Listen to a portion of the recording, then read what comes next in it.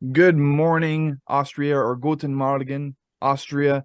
Welcome to the Anatomy Crosscast. I think this might be chronologically episode 56, but we're not going to put an episode number on it because half the time, like this episode could be uploaded for whatever reason 5 episodes later than what it was supposed to. That's happened before for sure. But welcome back to the show, everybody. It is 6:21 a.m. for me.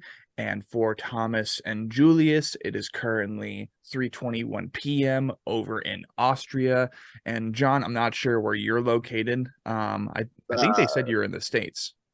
Yeah, South Louisiana. South Louisiana. Okay, so you're central, right? So you're like 8:21 a.m. right now or something? Let me see. Yep, 8:21. Math. But right on the money. Yeah, welcome everybody to the podcast this morning. Currently, obviously I already said the time, so I'm not going to repeat that. Today, after 2 different delays, 2 different reschedule processes, we are talking with 3 out of 4 of the boys from Spire of Lazarus, which is a technical, symphonic, melodic death metal / deathcore band, but as far as I'm concerned, very similar to bands we interviewed earlier this week, such as Mortem Obscurum, and very similar to bands that we've hosted on the podcast before, including Croesus and Lucretia. They definitely have a tech death influence in there. It's very extraterrestrial in nature half the time listening to it. It sounds like it's from another world. So I will definitely be featuring their newest album, Soaked in the Sands, on Extraterrestrial Metallum, which is basically my ET metal playlist. I thought Extraterrestrial Metallum would just sound better. It just sounds cooler, right? It has more of a little Latin touch to it. But after long ado, we are finally sitting down with these boys. We are learning their story. We are talking about Soaked in the Sands. We're talking about their newest single. And we're just learning everything we can possible with these boys with the time that we have been provided.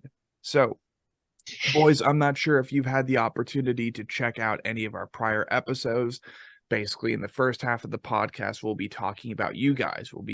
I'll be basically acting like David Attenborough and trying to ask you as many questions as possible, sound as intelligent as possible, and accomplish maybe a halfway point by doing so. Learning your story, telling your story, providing your audience, providing your listeners a little bit more insight on what makes you the member of Spire of Lazarus and maybe other projects or other endeavors that, like, what makes you as a musician, as a music enthusiast, as a participant in underground heavy counterculture music. But for starters, gentlemen, how are we all doing today? Oh, just dandy like cotton candy, man. Good. Thomas, Julius, how are you guys doing? I know it's a little bit hotter over there right now, but yeah, pretty good. Good. Yeah, I wish I would have something like John, but I had nothing like that. Cool like a fool in a swimming pool. He's got more of them. Let's go. This man wrote all the lyrics, by the way. I can tell. Just wait till I wake up. Get him some coffee. He'll be good to go. He'll be rapping soon. But luckily, right down the road, there's a little donut shop right there. And once I find this other dog that got out, I'll be able to go to the donut shop. You said a dog got out? Yeah. Yeah. One of the dogs. Because let him go outside to go to the bathroom and everything, but one of them likes to think that he just runs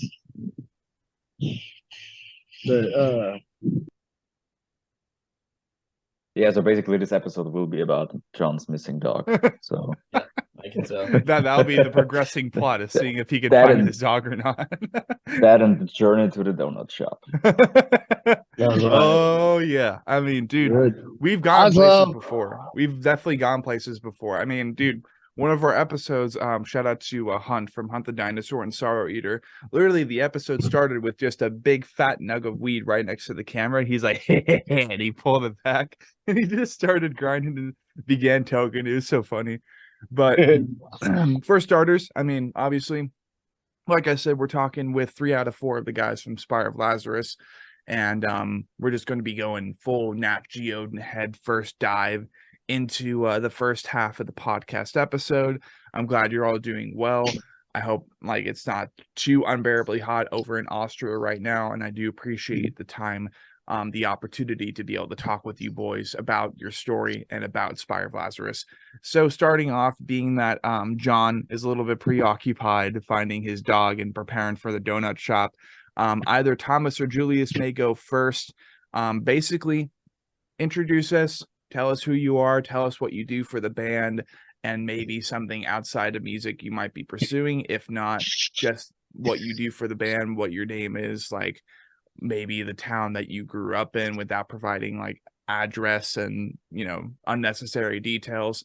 And very similar to like standing up before a class, right, in elementary school or like the beginning grades of school. That way we can kind of get a introduction, like a more casual introduction to you boys. Julius, you want to start, or should I? Yeah, I guess I can start. Yeah. So where do we start? Yeah, basically I grew up in a very small town on the countryside of Austria, Lower Austria. So it's like a 1-hour drive from our capital city, Vienna. And yeah. Right now I'm living in Vienna, so I don't want to say I hate it, but yeah, I'm not such a city person. I much more enjoy nature and stuff. But yeah, obviously in Vienna there's more you can do in regards to like music and also working out and stuff. Inside I'm a martial artist. Also teach since a few years, which is fun. And yeah, so I've been doing music pretty much all of my life. I started when I was literally barely could walk. I was having a piano lesson, so I was lucky that my parents enforced this. And so yeah, started out with piano. Then I was like, when I was 10 years old, I got my first electric guitar and started getting lessons when I was 11, and basically got started. And yeah, when I moved to Vienna, I tried like getting into bands and stuff, and was never really fully satisfied with any project I was involved in. I mean, it wasn't too much, but yeah, at one point I remember when I went to my first real death metal show, which was Nile in 2015, I think. And yeah, they got me really hooked on the whole extreme metal stuff, because I mean, up until this time I already built good guitar skill, I would say so. But I didn't know what to do with it, basically. And then I saw these guys and was like, holy shit, that is very cool. This is actually something I could play myself and make music.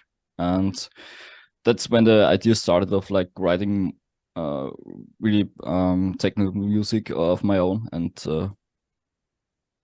starting my own project, basically. So, and then by 2016-17, yeah, started what has now become Spire of Lazarus. Sick. Cool. And what do you do for the band? You do guitar, of course, but do you do like lead? Do you do rhythm? Yeah, I mean, I basically write all the music, right, the guitars, drums and stuff, arrange everything and pre-produce it. And live I play the guitars, mostly the lead guitar parts. Cool. Yeah. So basically for Spire of Lazarus, you're kind of like Caleb Shomo, but you don't write the lyrics for. Yeah, I mean, I don't really like writing lyrics myself. I think obviously Jon is way better than I am at writing stuff. And I sometimes throw some ideas in there if I have something for like a chorus, or rearrange some parts, but yeah. Cool. Yeah, I mean, honestly, so far, great start, because And I'm glad we decided to start with you, just because you happen to have been introduced to music at such a young age. And I mean, like you said yourself, it's a luxury that not many people in this industry have, is just being basically indoctrinated into music and being conditioned and exposed to it at a very young age. It's like the one healthy thing you could be exposed and kind of like, hey, you need to pay attention to this. This might be important to you one day. And you're like, goo gaga, like, who gives a fuck? But then you actually take the time, you have family that are also passionate about music, and therefore you end up building a long-standing history and just side by side with music your entire life. Not many people can say that. So it's really cool. At what age did you end up acquiring your first guitar? Because, you know, obviously you started off in your single digits on piano, and I can only imagine that because you write almost everything for, if not everything, instrumentally for Spire of Lazarus at first, and then, you know, maybe there's a couple tweaks here and there, maybe there's a couple of adjustments, and then it goes into the final drafts, all the fun stuff where that is the creative process. I have every confidence that your early on piano experience ended up helping you write. So I guess a better question, instead of when did you acquire your first guitar, or like when did you start playing guitar, would be like, would it have been the Nile experience that you decided to make the transition from piano to guitar? Or Also, I want to throw in, I don't want to interrupt, but I couldn't say anything while I was in the donut shop. The fact that like you played piano at such an early age, like that's really impressive. I didn't know that. That is really cool. Oh yeah. So yeah, Julius, when did you end up making the transition from piano to guitar? Or maybe even like, did you end up like bouncing across multiple instruments before you ended up deciding to start like writing more guitar? Oh no, that that also happened when I was quite young. I mean, I've been playing piano. Didn't really enjoy it much as a kid, to be honest. I didn't enjoy practicing and all that stuff. But I got my first guitar when I was 10 years old, and when I was 11, then I started playing.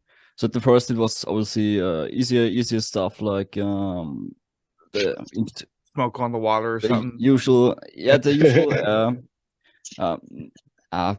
There's a fun side story. I mean, when I got started, I got also like this rock guitar teaching book and stuff, and me being already able to like read notes and stuff, like reading sheet music, I just flipped the book around, got to the last page where there was like this is the most difficult thing to play in this whole book, and right, it was actually Eye of the Tiger by Survivor, which is nice. Obviously, it's not so hard, but when you're starting out and you have to continuously pick at a tempo, it's almost impossible. But yeah. On the same day, I learned myself to play that song.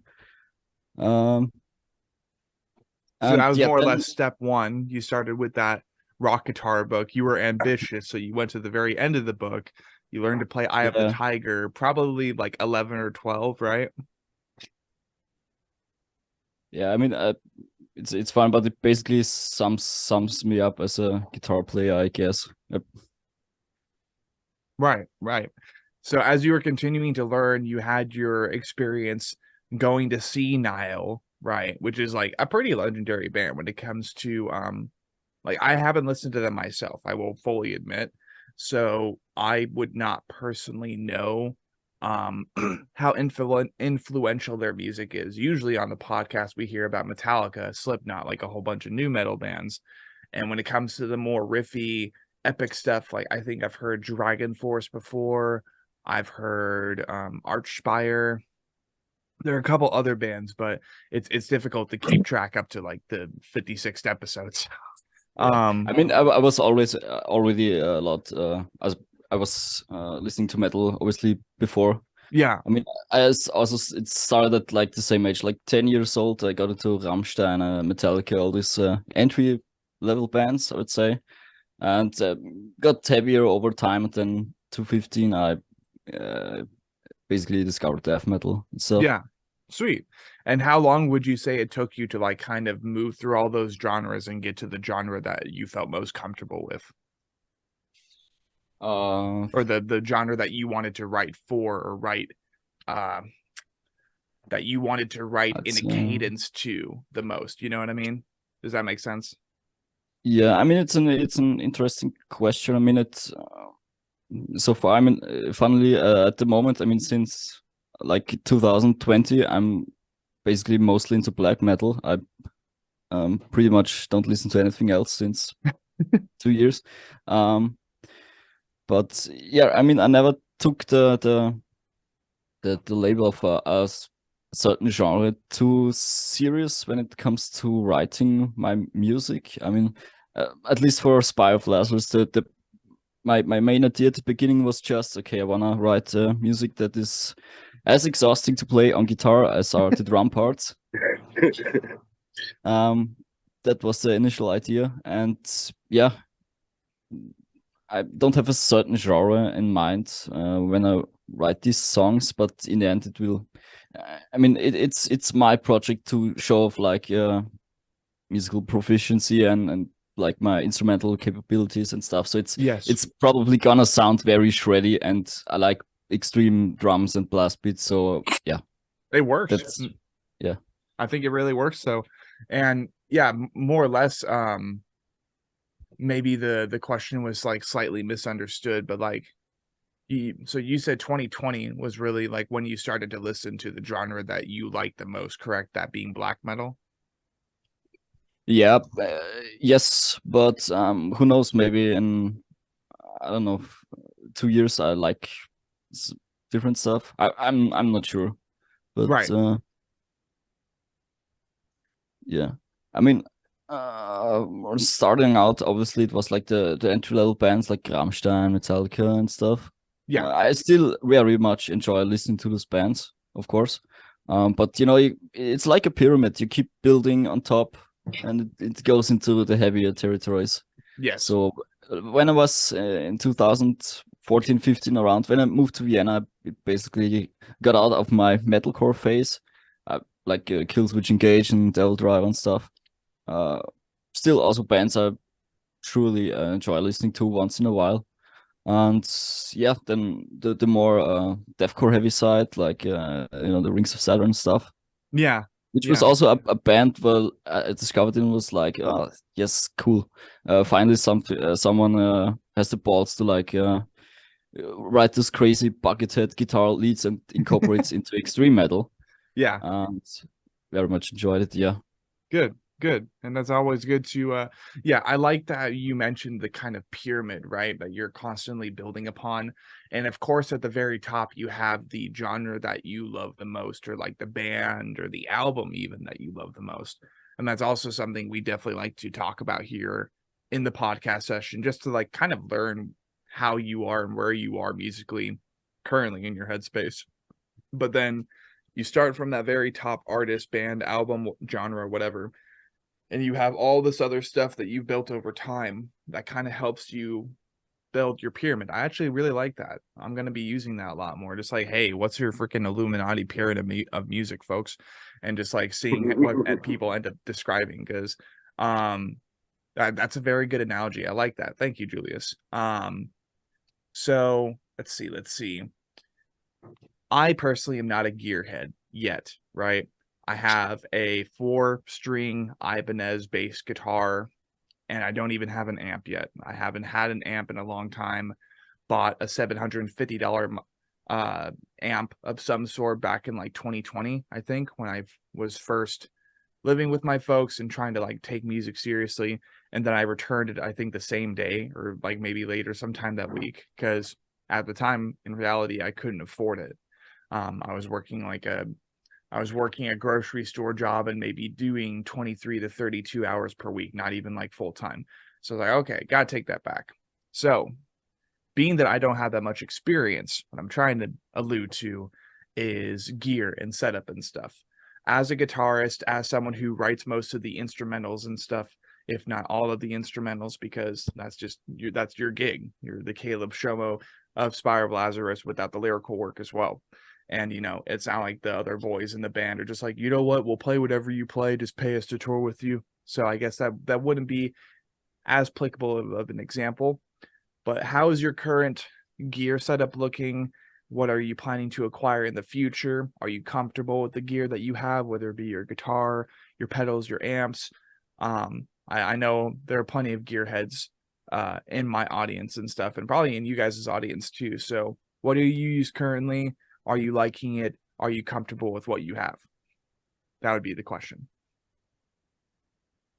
Well, where do I start? I mean, around the same time I started this project, I started to like do everything in the box, which means it's all software now. So for my home setup, I just have my PC, my small audio interface that everybody has these days. And for guitar sound, yeah, just use plugins because it's very convenient. And if I want to, I can practice at like 3 a.m. in the morning with headphones. And yeah, it's very convenient. And it sounds really good these days. So I also went through the whole like get a biggest tuba head and box and pedals and stuff. It's very fun. It also sounds cool once you get the hang of it.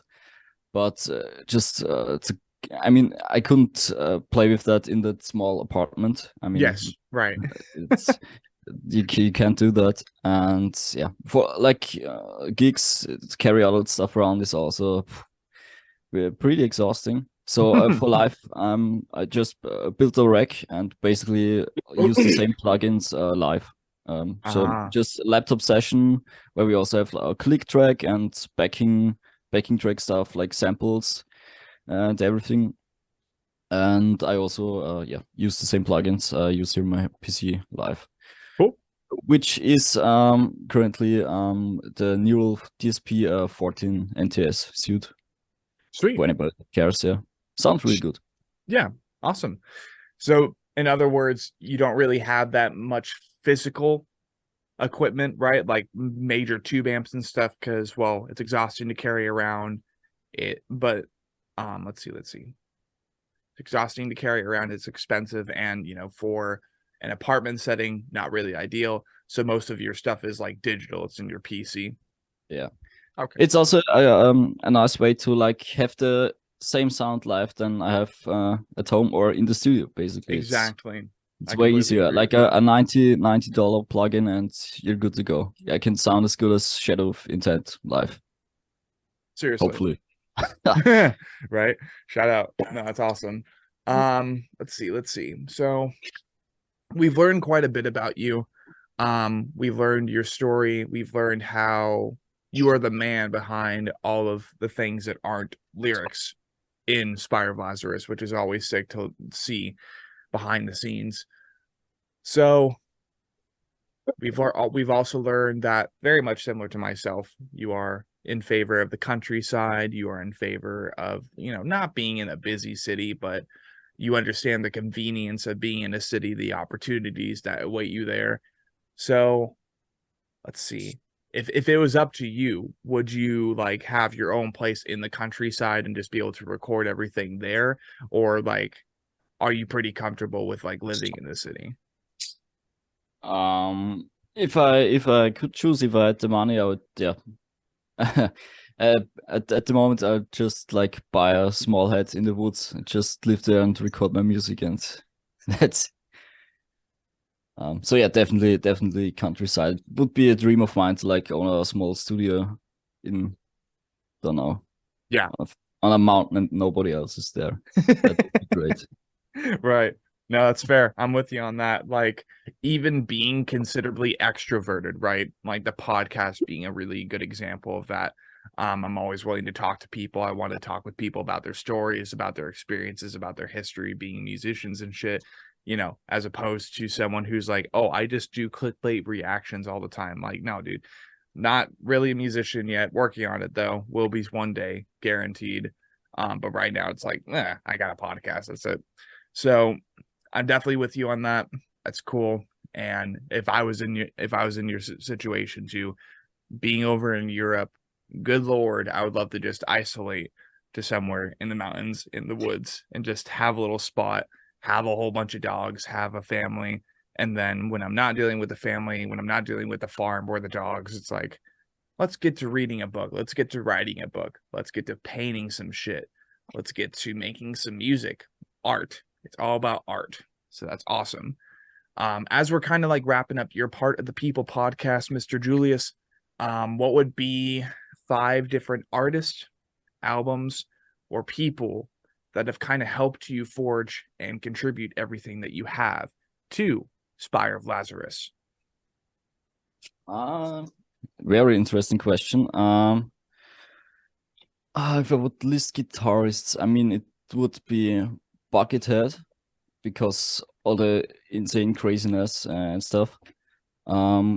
Wes Borland from Limp Bizkit, funnily enough, may not be too obvious for most people, but I really like his sometimes very simplistic approach to writing very, very and well-working catchy riffs.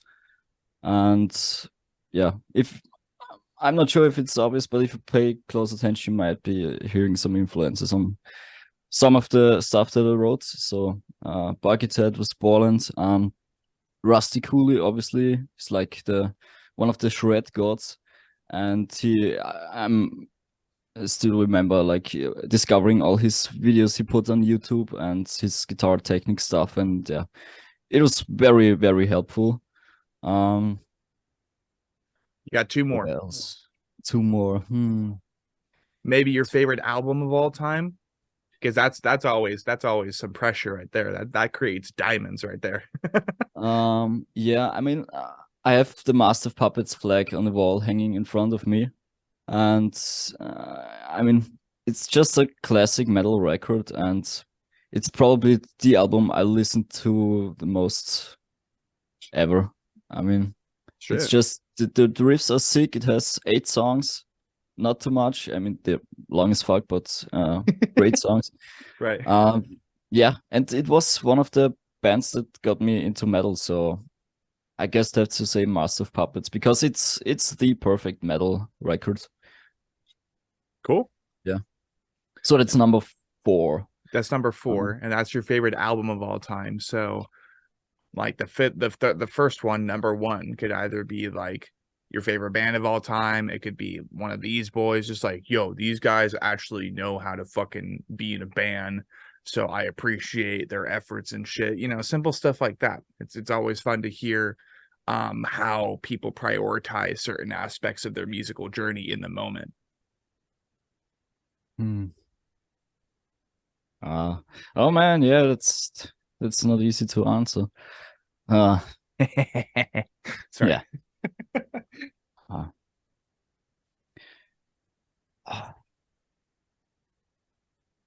Wow. Probably the most toxic part of my podcast is prioritize shit. What do you prioritize? Yeah. No, it's yeah. Like I said, it's a very interesting question, but challenging. I don't know. Let's see. So I mean, we've got a really big band with Metallica. Let's choose something smaller, I guess. Yeah, maybe you have some like hometown heroes that you were looking up to when you were younger, and you're like, you know what, I want to open for them one day. Thomas is smiling. I'm trying to hide it, man. I really do. No,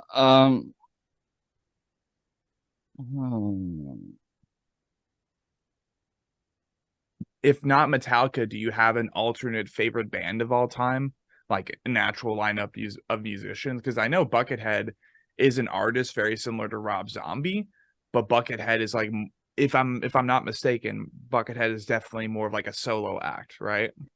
Yeah. So maybe if not Metallica, if not Buckethead, if not any of the other bands that you've mentioned so far, Nile included, what's a band that you think deserves more attention? Ooh, deserves more attention. Oh, that's also a really tricky question.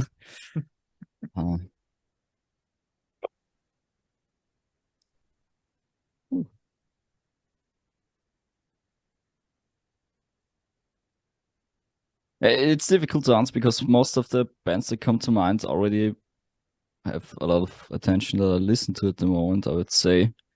Like I said, since 220 I listen to mostly black metal, but I wouldn't name these at my main influentials because it's just such a short time period so far. Yeah. So okay, that's something I'm not we sure. can dig I'd into as well. just keep it Rings of Saturn. Yeah, because Rings of Saturn. they also were one of the bands who helped me get into the extremer side just because of their extreme funny guitar parts, which I enjoy. So yeah, I definitely were influential as well. Cool. What do you think is Rings of Saturn's best album? Would it be the one on your wall? Yeah. It's like Loogie. Sorry, not Loogie. It's like Lugal XL or something, right? I forgot the name of the album. Yeah, because I kind of like left that behind a little bit ago, just because what is it, Lucas, man, he can kind of be troublesome sometimes, or at least that's kind of what I remember. That's just my opinion. Okay, Lugal.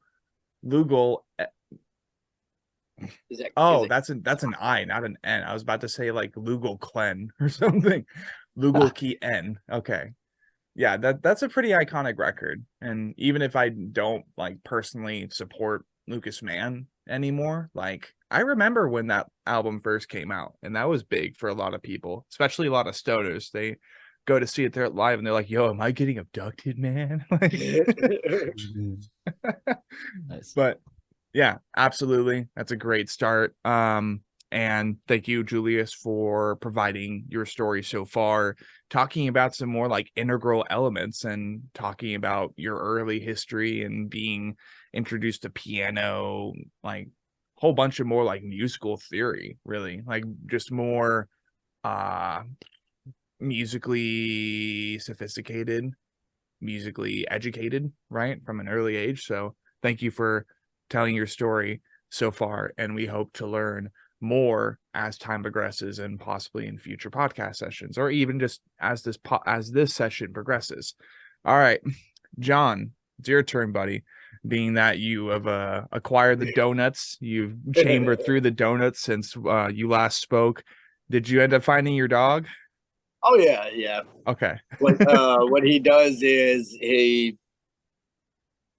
because where we live, I had to set up kind of like these little gate things. I would show my my front yard, but it's there's a bunch of stuff all over the porch because we're preparing for like a garage sale. Well, I guess it's not that bad. Let's see. Flippy D camera. Flippy D camera. Okay. Yeah. Those bags need to go to like Goodwill and Plato's Closet. These are being sold and everything. But this gate and everything, I put that up. There's something over there. Mm-hmm. And what they used to do is there's a gap under the porch. Yes. And for some odd reason, they didn't know to just go under the gap. And everything was all good for a while, and then he figured out where that gap was. Oh yeah, and it's like, oh yeah, and he just takes off, and he just flaps his ears and stuff like that, and he's just smiling, and I'm like, you fucking dick, get over here. But yeah, it's like he goes and wanders off. You call his name a few times, and he just shows up, wagging his tail, wiggling. He's like, I'm an explorer, Papa. I got this. Oh yeah, I'm exempt. Have you ever thought about like putting more dirt or something a little thicker in that hole? Or do you think you just dig it up? It's like let's take you guys on a little journey here. Yeah, let's go. We love going on journeys on the podcast. Good old crosscast. So there's the fence, but like here's the gap. Oh. Yeah, it's like the whole like we don't have any skirting under the front porch. So like this used to just deter them, and then they noticed the giant gap. Then they were like, "Oh, man."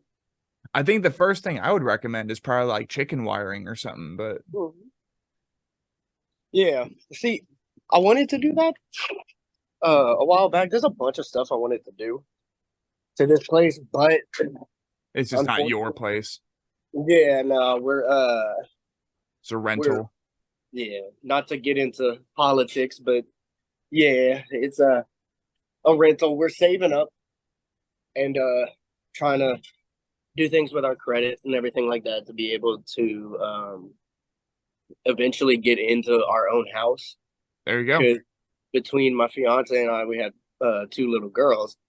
So the rent and just smaller home in general situation. Yeah, it's not working. Yeah, it's not cutting it. But luckily, where I work, I've been doing what I need to do, and I'm next in line for a inside sales position. There you go. So that should help a little bit at least. Building towards what used to be the American dream, eh? Yeah. Right. No, and like honestly, dude, that's the funny thing. That ain't political at all. That's just your life, you know? Yeah.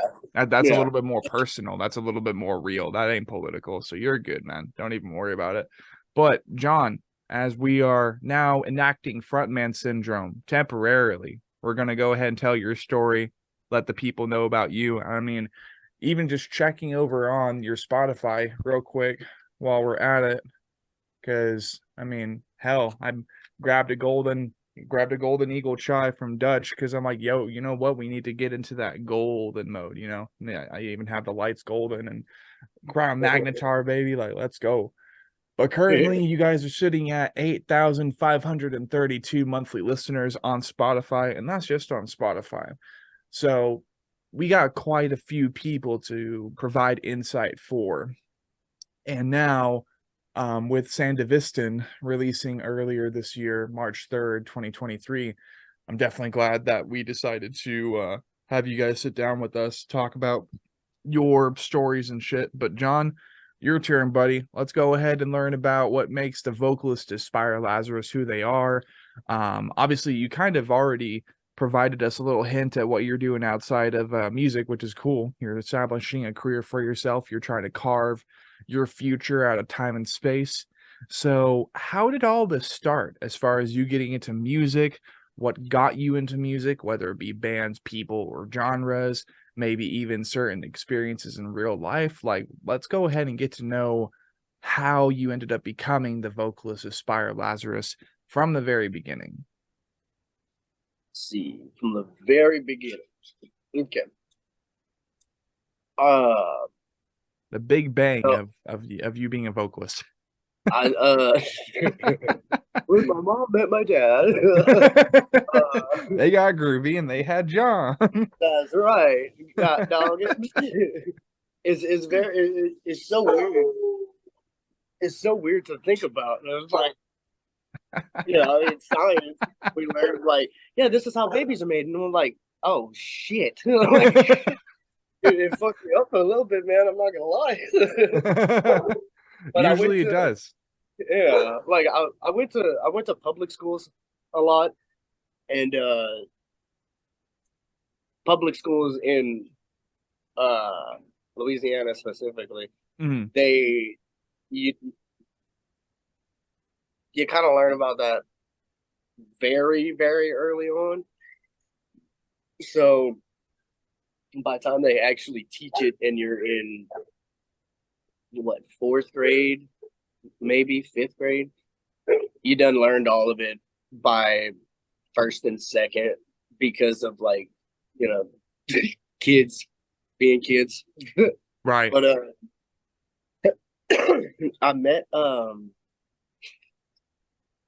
no, sorry, my brain is I thought those donuts would help. What the hell? That's what I'm saying. I'm like, damn, bro. It was that raspberry knot that I got. That's what that thing's messing me up. But no, yeah. So I remember I was 14, and that's when 14 is when I started doing vocals. I originally would just do lows. I was way too awkward to try to do highs or anything like that. I mean, yeah, same back in the day. But, oh yeah, it's like also yeah, like oh yeah, and it's hilarious. I figured out how to do highs. Well, okay. I'm skipping ahead. You're good. It's embarrassing how I figured out how to do it, but it's kind of funny. So growing up, my parents were not really super into the heavier side of music. Pretty much like the heaviest that they wanted us to listen to was like Nickelback. Yeah, good old Southern starter pack right there. Yeah. And so let's see. Then I want to say around 11. Yeah, around 11 years old, I discovered Breaking Benjamin, 3 Days Grace,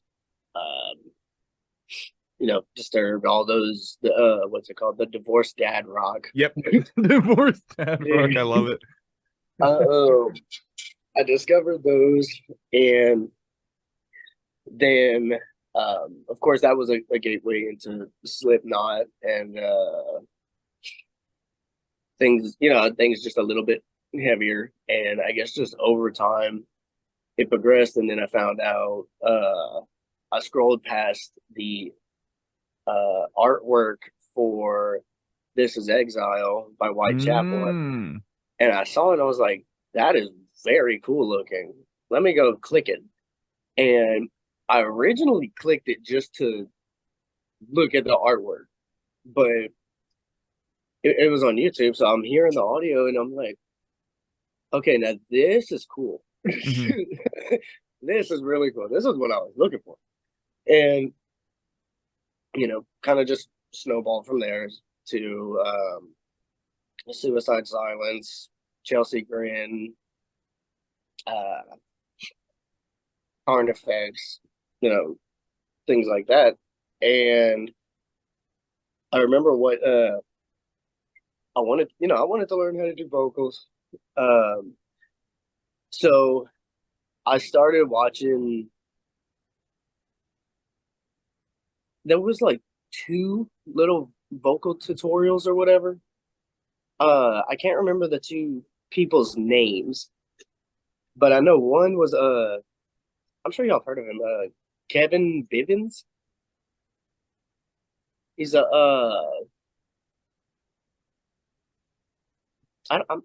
trying to think if he even makes music anymore. But either way, I was watching Kevin Bivens cover of some song by Through the Eyes of the Dead, and he did this one low in it, and I was like, I wonder if that sounds like, and then I did it, and I was like, holy shit, I just accidentally figured out like how to do it. So I mean, I wanted to be like an actor as a kid, or like a voice actor, things like. Oh yeah, so I would constantly try to mimic things, and I think that's what started that. Like I learned how to kind of mimic that noise, and then I found out where the distortion and everything actually is. And of course, seeing a few Melissa Cross videos, that helped a lot. I want to join her class. Do it, dude. Either her or Mark Garrett, bro. Oh yeah. And so that just, you know, like I said, it all just snowballed from there. My parents weren't very happy. I remember we actually had one of those 4-hour sit down lectures. It was me and my sister, and they found out that we liked Linkin Park. And because they saw we were listening to What I've Done by Linkin Park, which is probably, it's obviously really not that bad of a song. And it sounds like it, I mean, it's just overall a good song. But obviously they heard Chester's, you know, vocals, his other songs, and they're like, oh, you can't be listening to this stuff. So, and then, oh, good God, I remember when they found out we liked Slipknot. My sister came home with a Slipknot book sack that someone gave her. Yeah.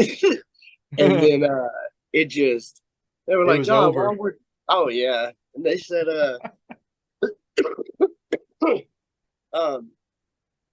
they said, John, while we're talking to her, you go ahead and come here and sit down and listen. I'm like, damn, bro, like, I'm just guilty by association. All right, cool. But yeah, now now everything is cool. My mom will kind of slightly hear some of the music I do sometimes, but she mainly said that she would want to read the lyrics and everything. Because there was there's a line in a song by Kang called Whispers, which a little insight on that later in the conversation. But that was that was probably the first actual song that I was in on YouTube. So my mom wanted to go through, read the lyrics and everything. And supposedly she was like, I did not like those lyrics at this one specific part. And I was like, Mom, it's, in a way, I kind of, Corey Taylor inspired a lot of like how I write in a way. Cause like, for example, instead of moods, he'll say frequencies or something, you know, he'll just use different words. And because like in this specific line, you know, the words rape and molest were in the line, and obviously she didn't like that. And I said, well, Mom, if you like actually read between the lines, don't just take it at face value. It's all, I'm talking about a mental thing. You know, it's not none of this is physical. It's all just a mental thing. And this could be about me just stumping my toe. You know, and she's like, oh, okay. So she's a little more accepting of it now. Yeah. But yeah, and then the first ever band I was ever in, I think I just turned 19, I believe. And it was, you know, one of those bands that just really didn't go anywhere. Yeah. Garage bands and whatnot. Yeah. Yeah. And we had, there was, honestly and truly thinking about it, there was maybe one song that was somewhat good.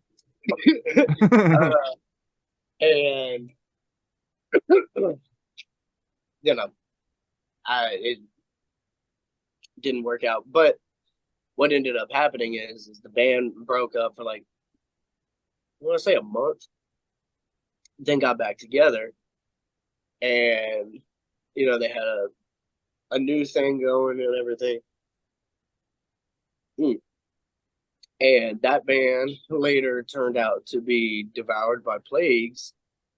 And I was, you know, I was doing vocals for about 2 weeks with them. And then I got an email from somebody saying, hey, you're hired. You got the job. oh, awesome, cool. Yeah, the location is North Dakota. I'm like, oh shit. Oh yeah, but it was a huge financial step up at that time. Like it was a big opportunity, so you couldn't not take it. Oh yeah, because I went from like $9.50 an hour to like 20. I think it was 23. Jesus, bro. With 130 per diem. It was I couldn't say no, but so I did that. Lived out there for about 3 years. Then my first daughter was born, so I had to move back down here. And obviously, I'm cutting a lot of that short because if I would explain everything, we'd be here for probably 2 hours. But I moved down here, and then one of my bands, Kang, basically just turned into like an internet project. Because it's just me and one other guy. I tried to get I had a dude out here that was going to play drums for us, and we had a bassist and a guitarist up there. And I was going to try to do like like, hey, we're all going to like practice in our spare time and everything, and let's try to find a show somewhere in the middle or something where we can all meet up and play a show. And they're like, yeah, we'll do that, man. We'll do that. I want to never happened. Now, 2 weeks later, but then COVID hit, right? And everybody's pay got cut. I got denied for a house, which fucked up my credit a little bit. And then me and my ex, we split up and started filing for divorce. But I was still living with her. Right. So I was trying to save money to get out of there and all kinds of stuff. And then that's how I learned the hard way. Everything with an EP, especially, should be finished before you start tease. You can tease it, but before you officially announce it. Yeah. So we released one song off of that EP, which was Anadonia, and Julius actually did the lyric video for it. Oh shit. And right after that, everything just went downhill. I had no spare time. I had no spare money. I was stressed, all this other stuff. And I want to say still a couple months ago on the Kang Facebook page, we got another message asking like, hey, where's the EP? Where's the EP? So that's why I don't know what to tell you. Oh yeah. So it's like I thought about it and everything, and got in touch with Vig, who's the basically the Julius of Kang. and I got in touch with him and was like, let's do this. Like, I'm gonna type up a long statement or something explaining what happened, and then we're gonna re-record that EP and release it. Because we done had like 6 people message us asking where it is, and it is embarrassing that we split up in the middle of doing an EP. But I think it was like right before we released Anadonia. I joined Spire Of Lazarus. So we had 2 songs drop at once and everything. I'm trailing off very bad. No, you're good. You're good. But either way, yeah. And ever since then, I mean, been doing stuff with Spire Of Lazarus. I've been looking into things and talking to people with certain record labels, seeing like, hey, what would we have to do to either get me over there or them over here for something, you know? And I've heard, you know, like who they have there whenever they play shows in like, you know, across the water and everything. And the dude is an animal. That guy, he's crazy good. And you know, so I just constantly think like, man, dude, that would be so cool when I finally get the chance. Once, you know, America's finances are a little bit better, and I finally get the chance to go over there and everything, that's going to be very fun, a very fun experience. But where was I going with it? Yeah, and in the meantime, I was in a few other bands and other projects that were, for lack of better words, disappointing. Yeah. There was even one project where I just recorded for 4.5 months straight, for hours and hours and hours every single day, just to redo it all the next day. And that went nowhere. But I'm pretty satisfied with what with where it's gone, because you got Spire of Lazarus and everything, which surprised the hell out of me. I didn't know we had. I knew we had, like, we had eyes on us and everything, but I didn't know we had like this many. Like, because every now and then I'll go to the page and I'm like, holy shit, that's a lot of like reactions or comments or yeah. And I recently looked at the album stream on YouTube, and I thought, I was like, oh, okay, yeah, we're probably close to 50. And then I looked at it and it's like, we're almost at 80. I was like, damn, dude, okay. Yeah. And it's really humbling. It actually is. But, and then I have another project that it's a local band, and the local scene in Lafayette, Louisiana isn't really, in my opinion, I don't know. There's a couple good bands out here, in my opinion. But One other being than that, Golgothan. yes.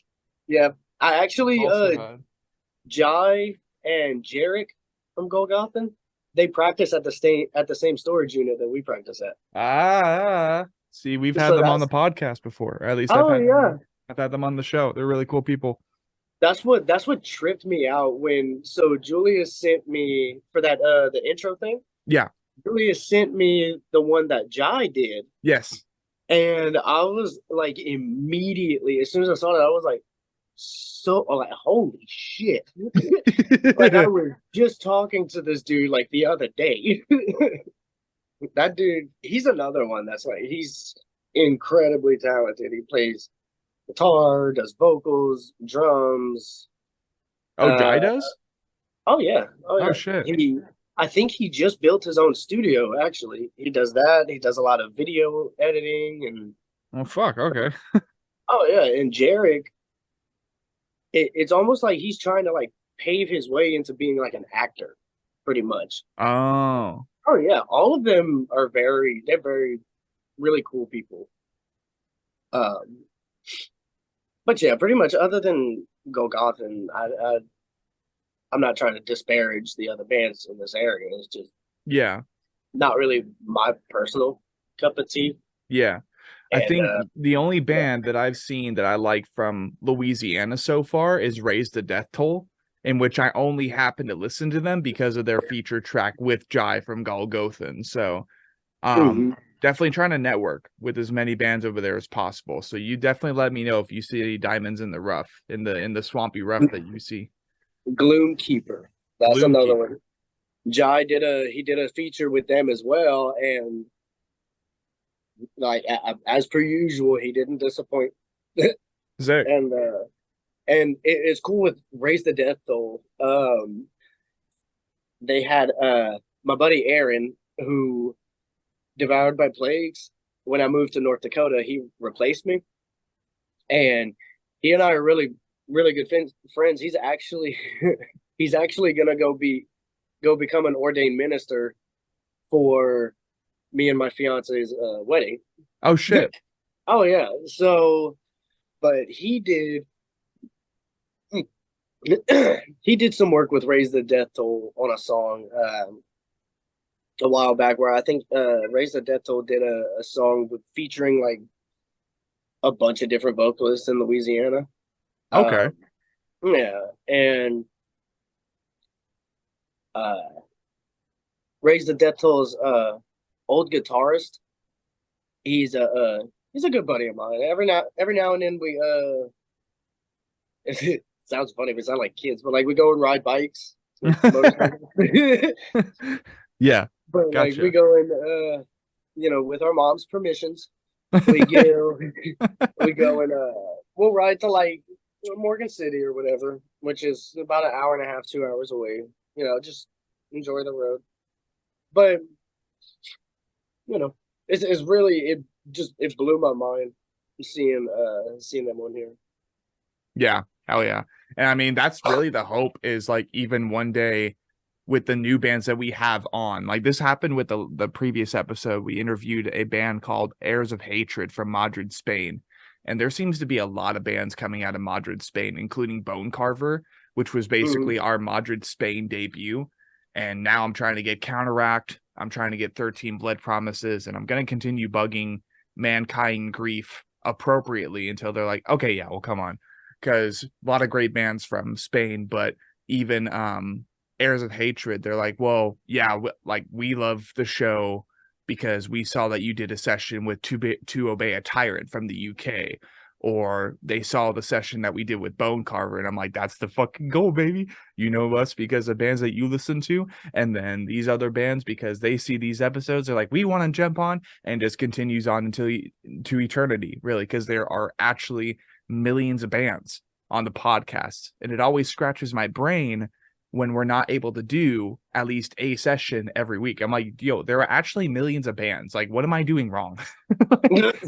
Like, let's keep the ball rolling. Let's get to episode like 200 by the end of this year, no matter the cost, no matter the circumstances. Like, we're still in August, and I think we've only done I think like 12 episodes this year, if not even that, like maybe 8. And I'm like, what is going on? We got to continue rolling. We got to continue just relentlessly pushing out content, because other than also being, the more content, the more people will check out your stuff. It's like, well, there are literally millions of bands to follow, and there's at least one upload a day on Slam Worldwide, or fucking the Circle Pit, or Unique Leader Records, or any of the major heavy record labels. So as exhausting as it can be sometimes, it's like, okay, as soon as I'm done with this session, where are the next 4 bands that want to jump on the show? Like, let's get you on as soon as possible. So it's an eternal cycle for sure. But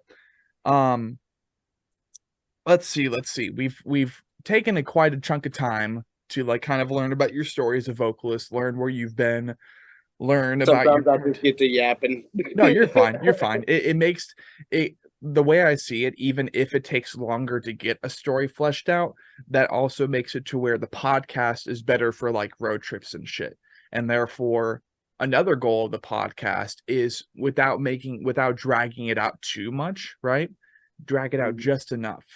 And basically, even for me, for example, my trip driving a day straight, more than a day straight, 27 hours from Tennessee to Arizona for a move, it's like, I could not imagine being in that spot and like being so bored even listening to other podcasts or other playlists that I've downloaded. Like, it's nice to have something to listen to keep you awake, to keep you engaged. And at this point, after a little bit of time of stretched out storyline, it's like, we're back, 12 cylinders, 8 barrel round, whatever, like gun, like let's get back into gear.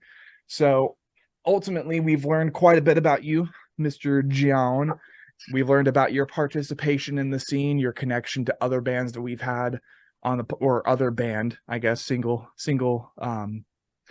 placement. I always forget how that's the term for that, like the single band instead of like multiple bands, the single band that that connects you to the podcast in other means and ways. We've learned about how you ended up getting into vocals, the fun story behind you learning how to do lows. So up until this point, how satisfied are you with your progress as a vocalist so far? How do you approach any type of lyric work? Are you planning to continue that internet project here in the near future? Like, let's get those type of questions answered and get them knocked out of the park. Let's see.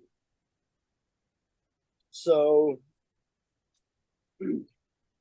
and I'm gonna try to summarize detail as vividly as I can, so that way it's not another 30-minute rant. Right. So basically, the internet project Kang, spoke with Vic. We're gonna revive that. We're gonna re-record everything. Just recently we changed the profile picture and cover photo and just did that to a Latin phrase.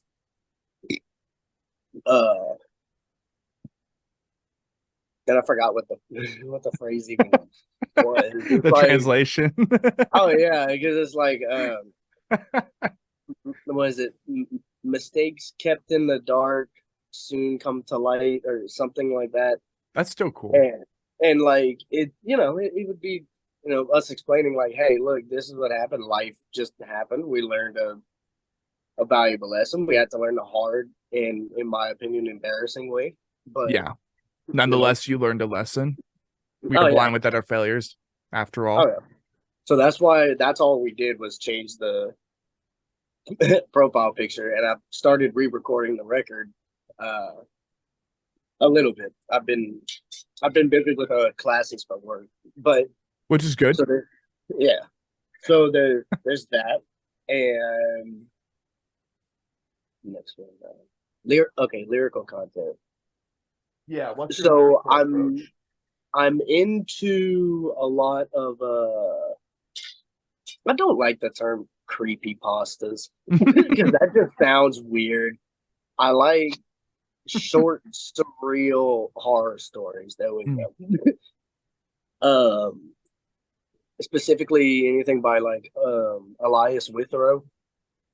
A really good one to check out is Feed the Pig. And I mean, that one's just about, like there's genuinely good people that commit suicide. So God and the devil would constantly argue on where they should go.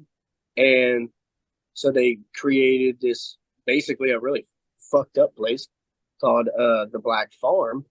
And, I don't want to spoil it, but yeah, he goes into very descriptive detail, and he's got like some of the imagery that he describes in his stories is just absolutely insane. So yeah, after listening to those and reading other things and listening to other things, I started to get a sense of like, okay, instead of writing about because that's another thing I started doing at an early age, is trying to write lyrics. And in my personal opinion, I didn't really gain too much traction up until a few years ago, I want to say. And I mainly try to like almost like narrate it, like narrate a story. That's how you do it. And like for example, and I also like to have a little bit of continuity with every song that I write. Right. And because with Kang, I'm sure everybody knows Kang the Conqueror. It's a Marvel character. Oh, okay. I thought so. I was like, is it Kane as in like the destroyer, or is it like Kang the Conqueror? Yeah. Okay, cool. So it's Kang.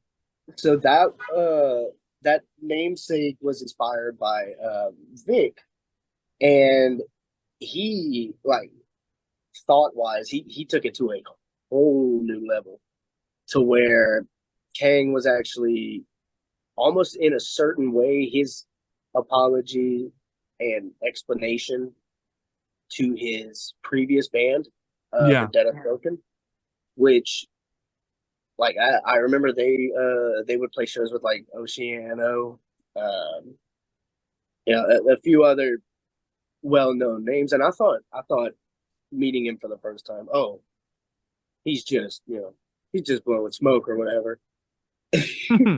And then right after he tells me, yeah, me and Adam Warren talk all the time, I hear ba-ding, and he's like, oh, look who it is.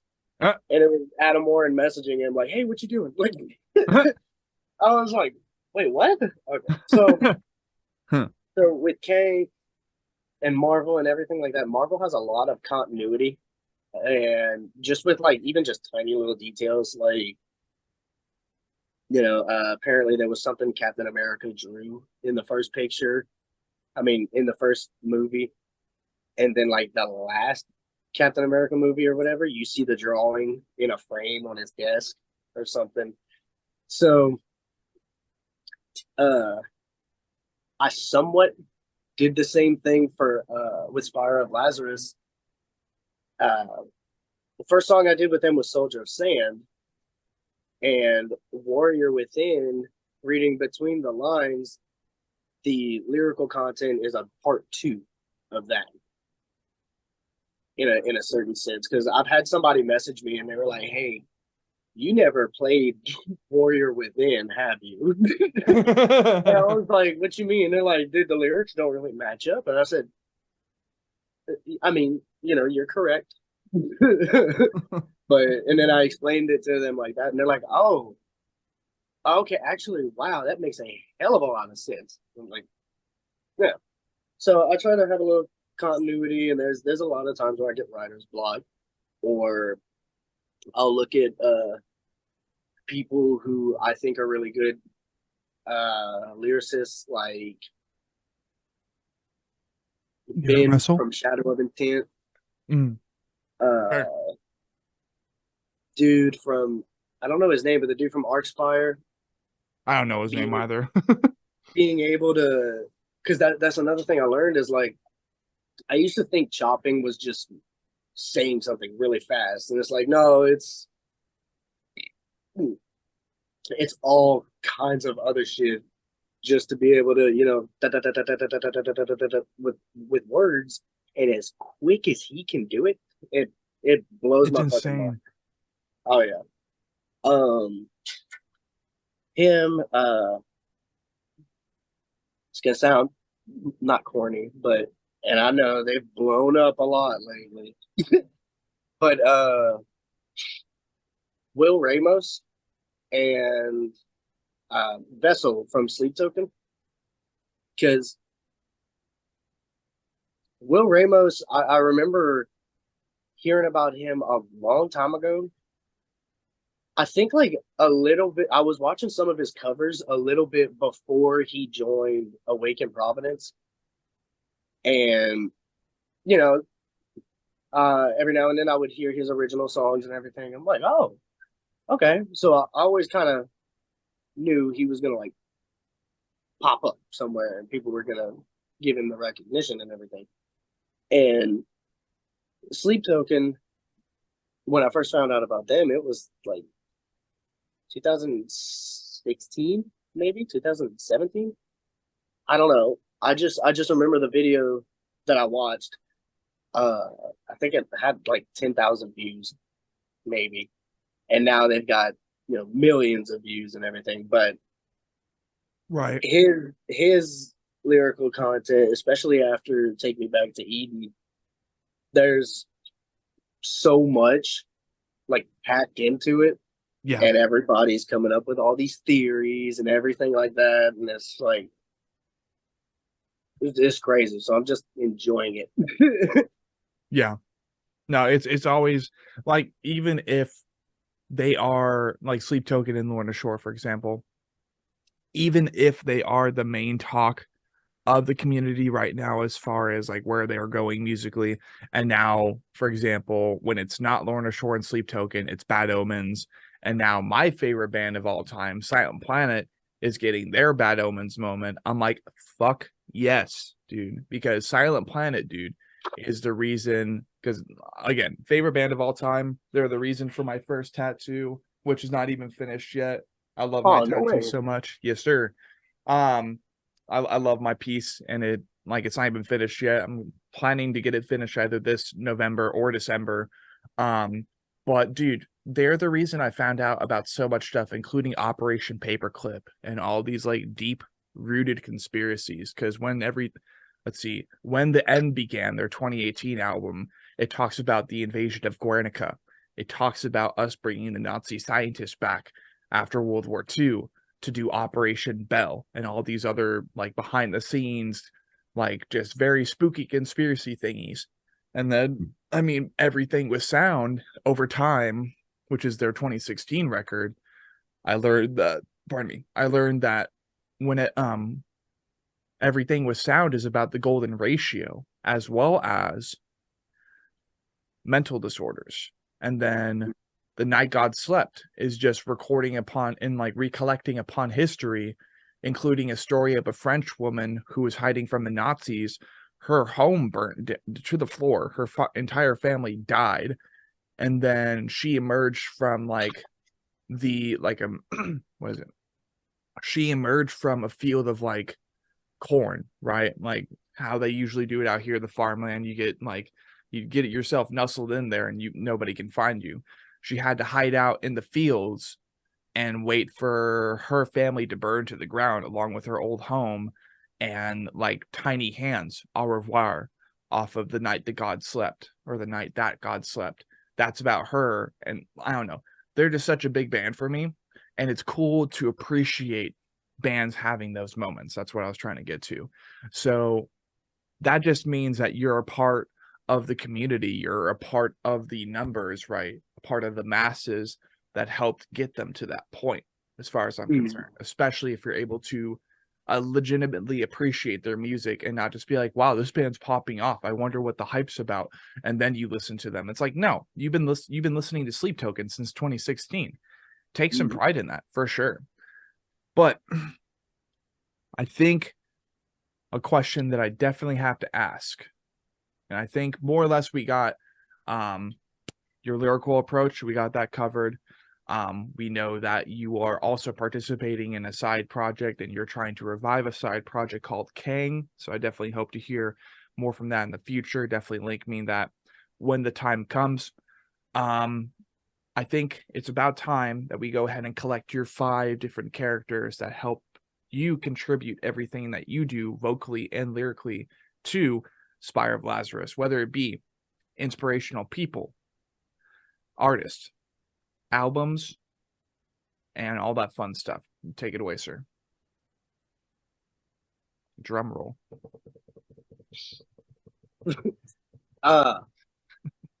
see. Inspirations with Spire of Lazarus.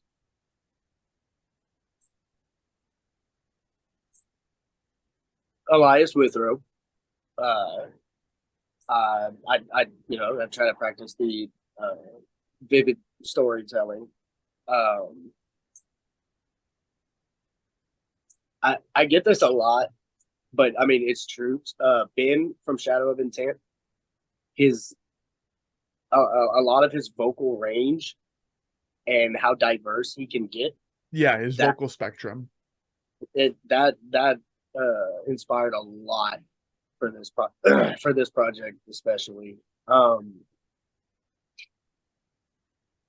See, that's 2. The pressure is on. That's right. Pressure makes diamonds, though. Pressure makes diamonds.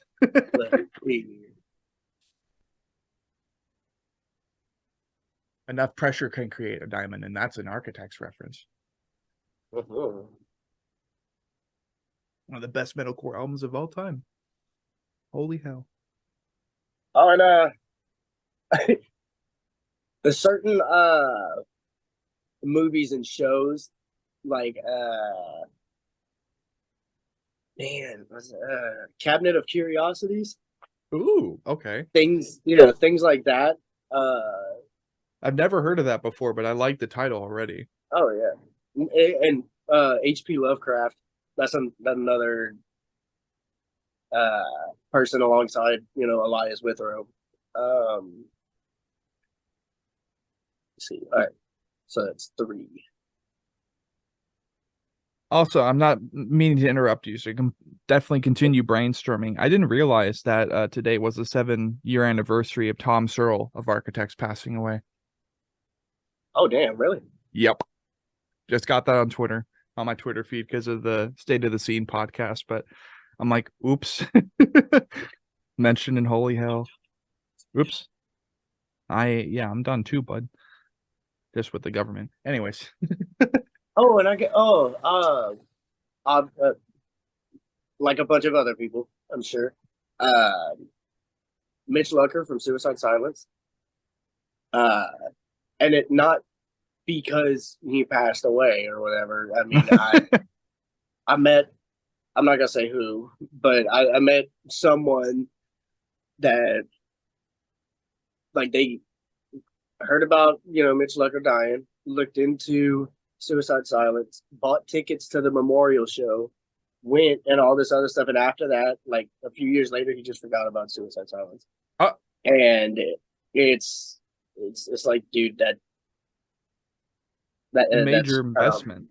Yeah, that's kind of one of those things that people, whether you like them or don't, you know who they are. You recognize their contributions to the scene and their placement in its legacy.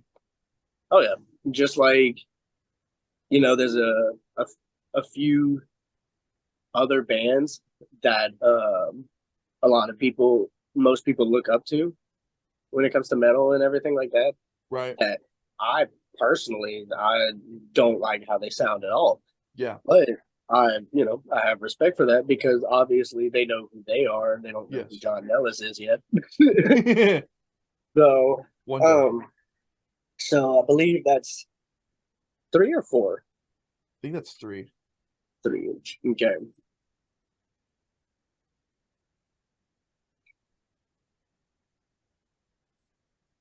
Yeah. Corey Taylor. As far as writing lyrics.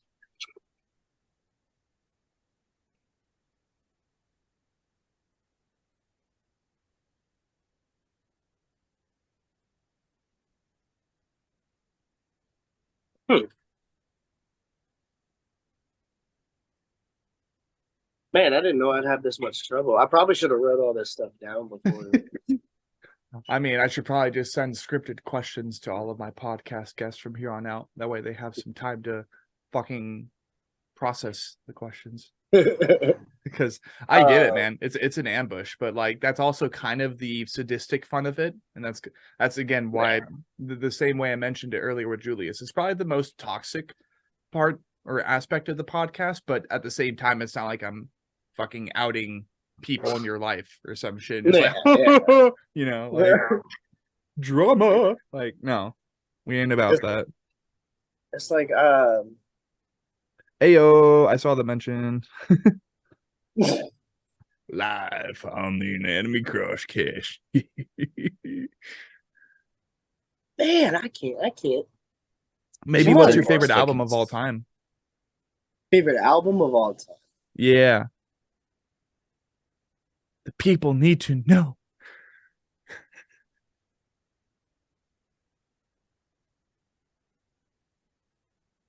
It's a toss-up between The Architect of Extinction by Ingested. Ooh, okay. I like Ingested. And the Level Above Human was actually, I'm gonna change that Ingested answer to The Level Above Human. It's a toss-up between that, Sundowning by Sleep Token, and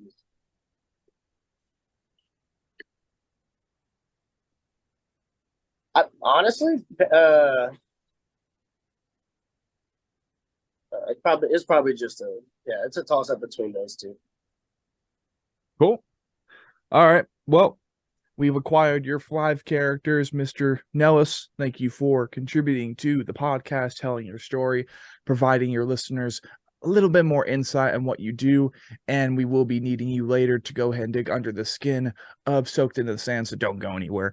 But Thomas, it is now your turn, my friend. Same exact way that we've been doing with Julius and Jon this whole time. Let's go ahead and learn your story, learn anything you feel that the public should know about you. Take it away, sir. Anything that the public should know about me. Everything and anything, or anything and everything. Not much the public would be interested in learning about me.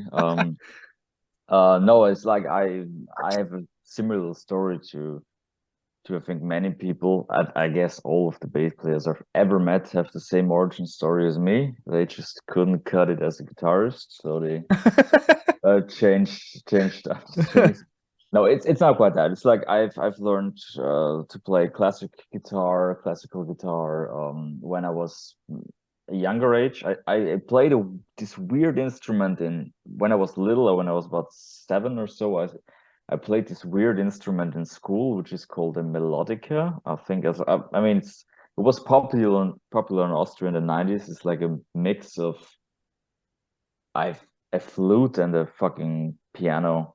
It's the weirdest shit.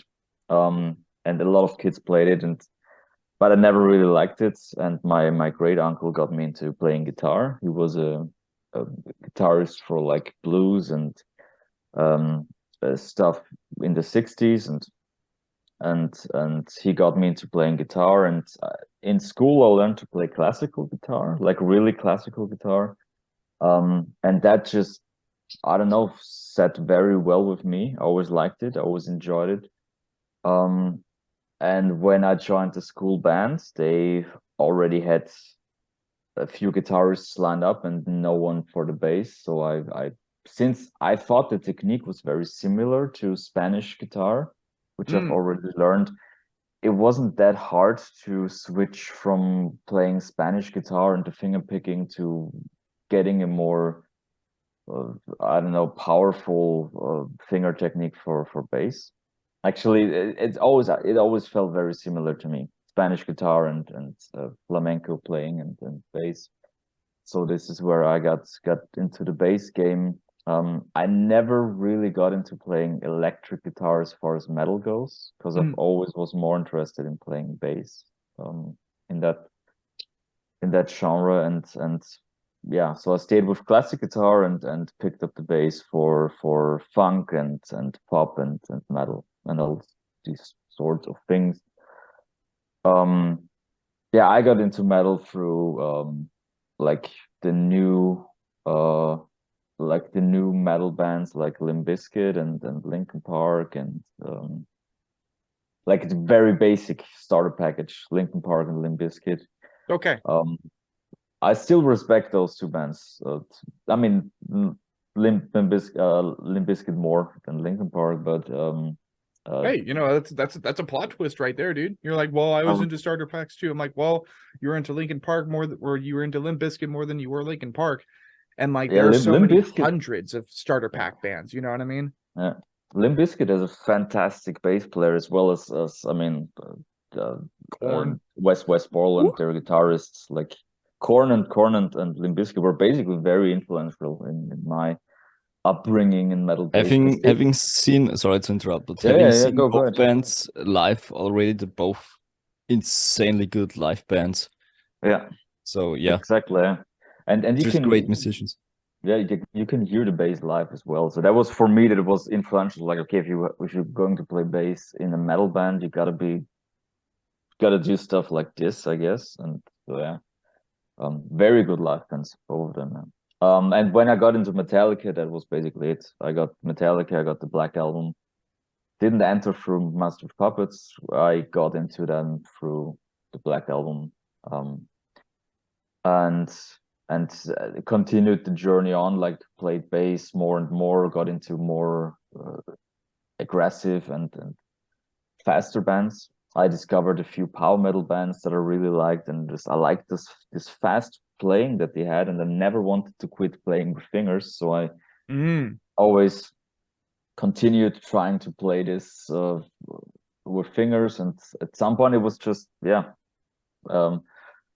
you get into more heavier bands, you get into death metal, I loved thrash metal, so speed was always like a certain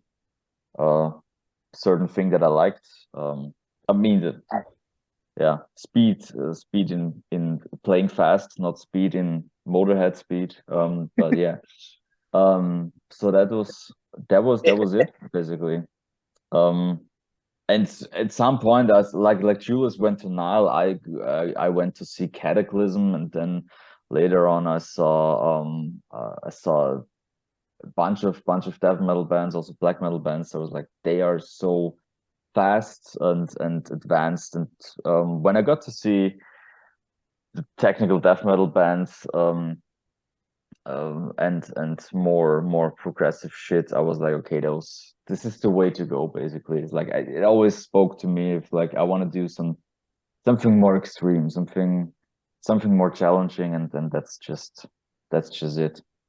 Starting with Metallica to Megadeth to Slayer to later on discovering more extreme bands like Cephalic Carnage or it's just weird stuff.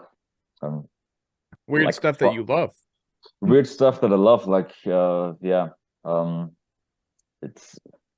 And when basically our old vocalist introduced me to Julius, because I was friends with him back then, and he said like they got a new project going on, and then I met Julius, and I was so overwhelmed at first by like how do you even play this? How do you even fit the bass in there? Like, and the thing is, I can honestly say I've learned a lot through this band. And I learned a lot of like where you think you're like, oh, this is not playable on bass, and then basically we figured out, yes, it is very much so. And there are a lot of people on this planet who actually can and do play this. It's just the first thing you always think is like, oh, it's so fast, it's unplayable. But if you sit down and just go through it calmly enough, you can figure it out. Yeah, very easily. So, and especially when you're like kind of chasing the dragon per se of continuously challenging yourself, and then you get to Spire of Lazarus and you're like, yo, this actually is impossible. That's the real challenge, is when even it's so challenging that even the person that's usually entertained by challenge and continuing to climb as a bassist, as a musician of any sort, is like, is this possible? Like that's always the great thing about your journey as a musician. And that's why I find that the Anatomy Crosscast is so important, is because no matter who you are, everybody has a journey, everybody has their major obstacles, and sometimes that can even be just getting introduced to the band and its material and being like, holy shit, this is like some next level stuff. Julius, what's wrong with you? Or what, obviously not. So a lot. And they make it look easy too. But no, that's great. That's fantastic. And no, but working with Julius in the studio was always like it was very not only is it always fun to work with him, and it was always I learned a lot basically, and he never said like basically let's tune it down or let's do less. He was always like, what else can you put in there? Like, what else could we do with that song bass wise, and therefore he became your ultimate challenger, not the challenge, but the challenger, and that's always great. Yeah, basically it's that I thought years back, I thought like I already reached the heights of my bass playing, and I already can do everything that you can do in metal. And then I met Julius and was like, okay, this is completely new approach. And I've always, at that point, I think I looked for some kind of teacher again, or bass teacher actually. And for me, it was funny enough, learning a lot from Julius's techniques on guitar was the best bass teaching I could have wished for at that time. So yeah, that helped me progress a lot. I mean, I've played in a lot of Austrian metal bands in the underground scene here. Oh, what are some bands that you can name, if you don't mind naming them, of course? I was the major band I had, which basically went into a hiatus in a couple of years back, was called The Mothership, which is a progressive gent band. Ooh, oh shit. Which Sorry, went boys, more. For a second. Yeah. Because my knee was like right above my headphones. Okay, now I can hear it again. Jesus. All good. My knee smashed down and just like whoop, ripped the headphones right out. I know that one. I've destroyed a lot of equipment that way, like ripping, like just turning and stuff flying.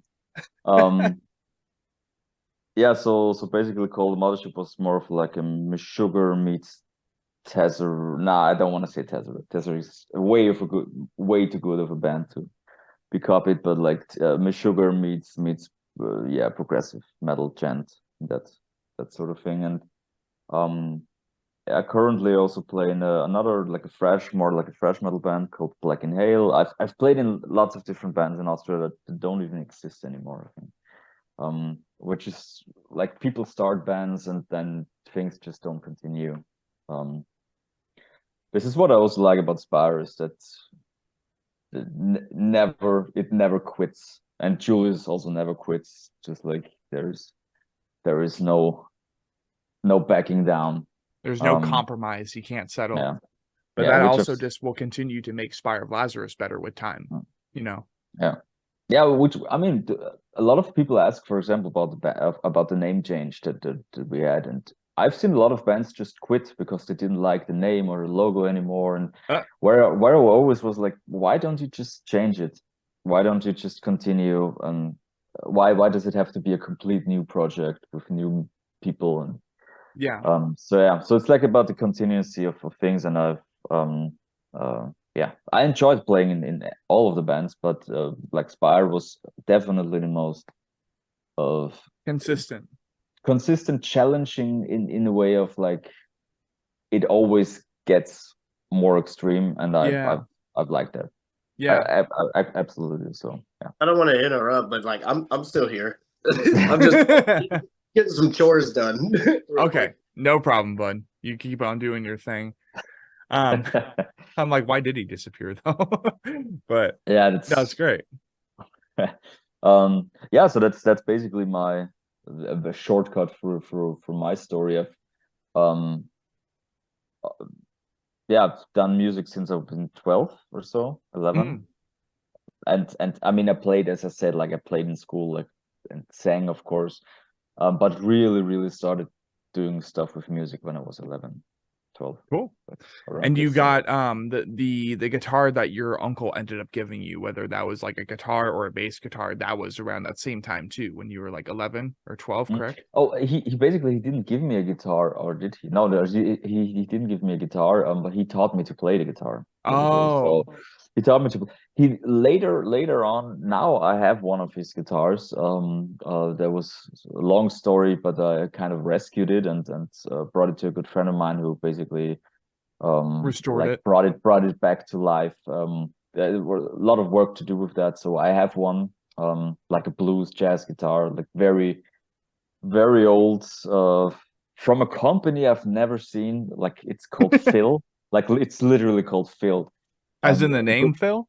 As in the name Phil. And a good friend of mine told me that's like a Korean knockoff they did of like when Gretsch was like very early starting Korea, did it like a knockoff of that. So right. Then I named it Uncle Phil because it is a guitar of my great uncle and it's called Phil. So it's Uncle Phil.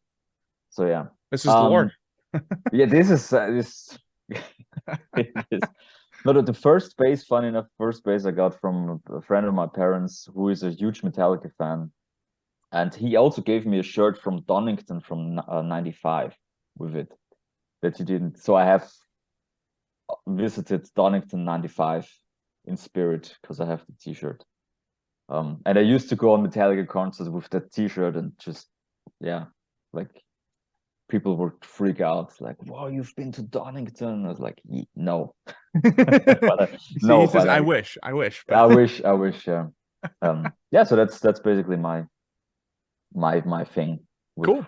How I got into Spire was through our ex-vocalist who was a friend of mine, and I know a lot of people in the Vienna metal scene, right? Metal scene, yeah. So and I guess this would be a question for both you and Julius. I've seen at least a couple times on your Facebook, there's this like other completely bald, like really, really buff dude. Is that your original vocalist?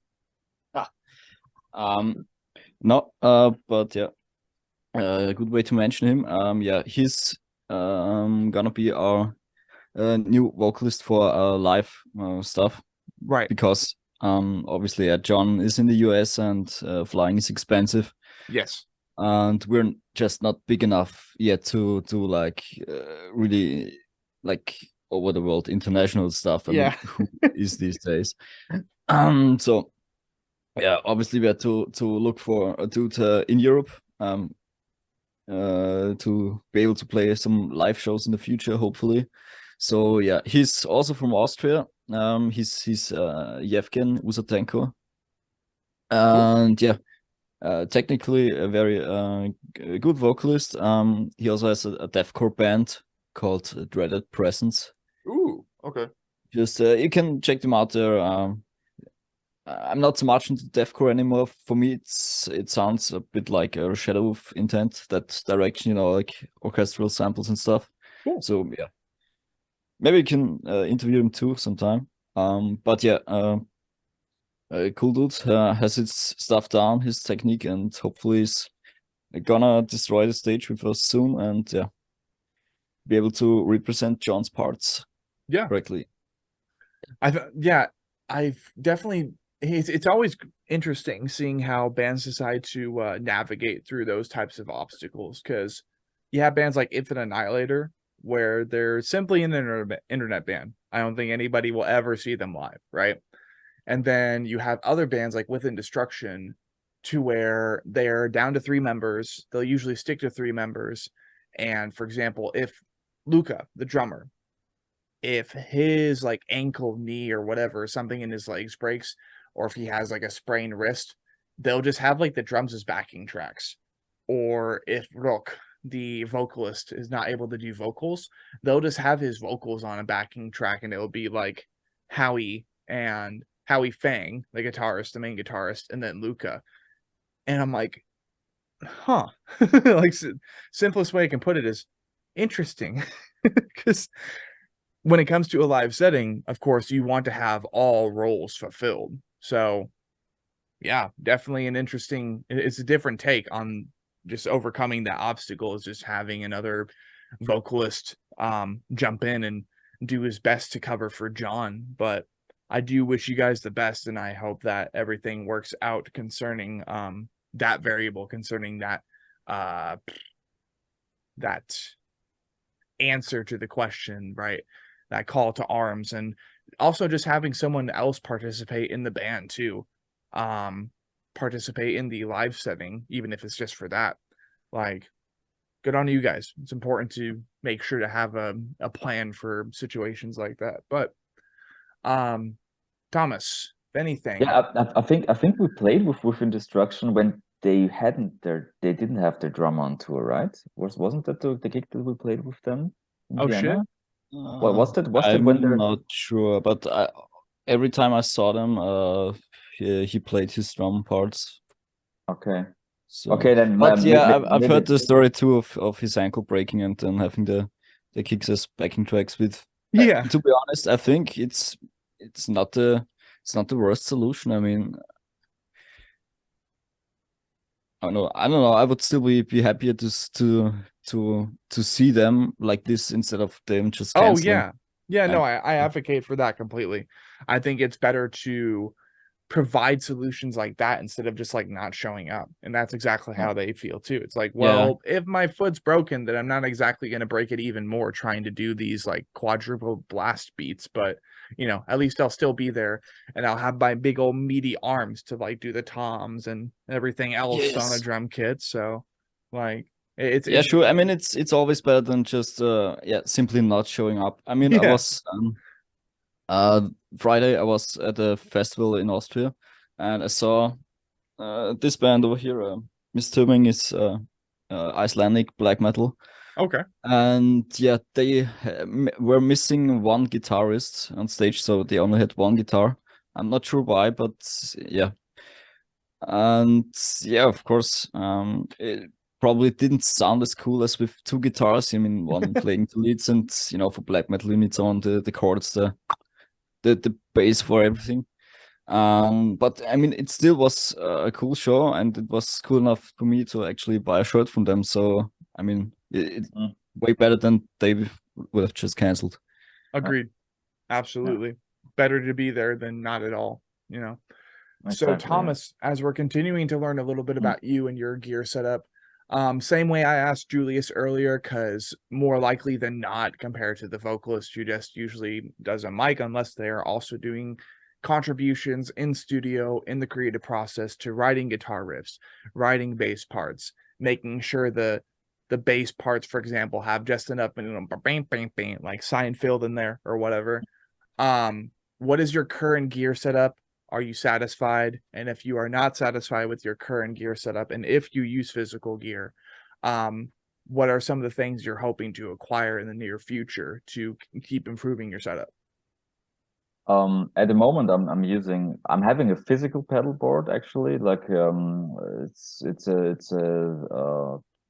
10-band EQ from MXR. Then you go into the my luminal compressor from Darkglass and the B7K Darkglass, and then just a noise gate, because the compressor and the basic B7K they do a lot of noise, so you have to kind of clean that signal a bit.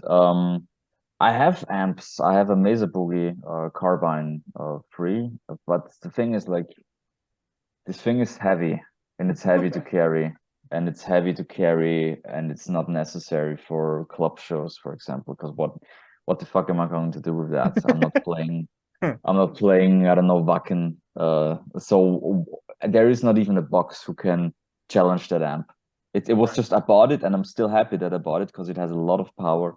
And it actually is good for bigger shows. I have a smaller amp, a little amp, like I always forget what it's called.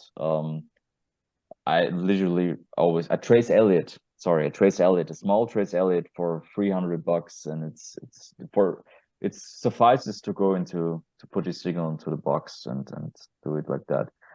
But I actually starting to change everything, because I'm actually more and more on board with Julius's approach, and I'm using the Neural DSP, the Parallax plugin, these days for the home recordings, and it's just incredible what sound you can get out of that if it with just a plugin.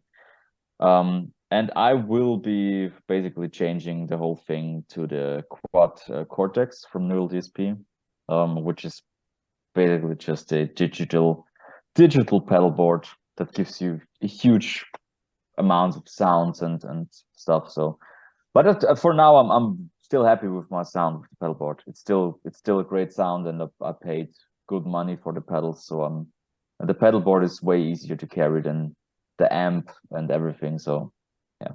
What's the current bass you're rocking? The bass I used for Spire was always the Sandberg Panther, which is a 5-string. Sandberg is a German bass guitar company, and I built in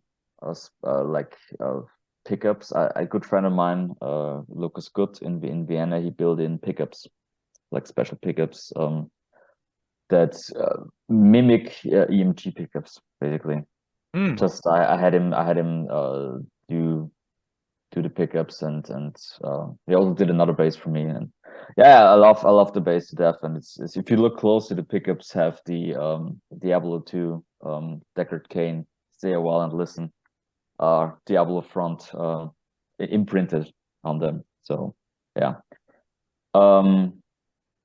I have so the Sandberg, two Sandberg basses are my main thing. I have a Warwick as well as I have also got a Ibanez and a Fernandez. But for metal, the Sandberg basses and the Warwick are just that's all. That's all I need at the moment. So I know for a fact that Julius is just waiting for me to finally get a 6-string. No, look, the thing is, I would love to buy more basses, but since I'm not a collector and I'm more like what I have I use, and I'm definitely going to buy a headless bass in the future. That will be the next thing, because Kiesel has a lot of good ones, and Ibanez has built some very, very good ones as well. So I think the next bass will be headless, and I think it's gonna be either Ibanez or Kiesel, something like that. Because this is something that I do not have at the moment. So understood. Yeah. Sweet. Well, as we're prepared really at this point, being that it is 8:11 a.m. for me, and that means it's like closer to probably like shit. 5 p.m. Oh, 5 p.m. Okay, cool. Yeah. So we're getting there for sure. The sun's probably preparing to go down here pretty soon over there. Well, no, that's not true, because what is it like? Do you guys do daylight savings time as well over there? Or I think the sun goes down here about 9 p.m. at the moment. I think fuck. I think 8:30, 9 p.m. Jeez. No, that's hella late. But I mean that's not much later than us, John. Like, yeah. Not by that much, just maybe by an hour or so. It's like, well, the sun will go down when it's time to go to bed. Like, the sun will go down probably tomorrow. Probably tomorrow. That's funny.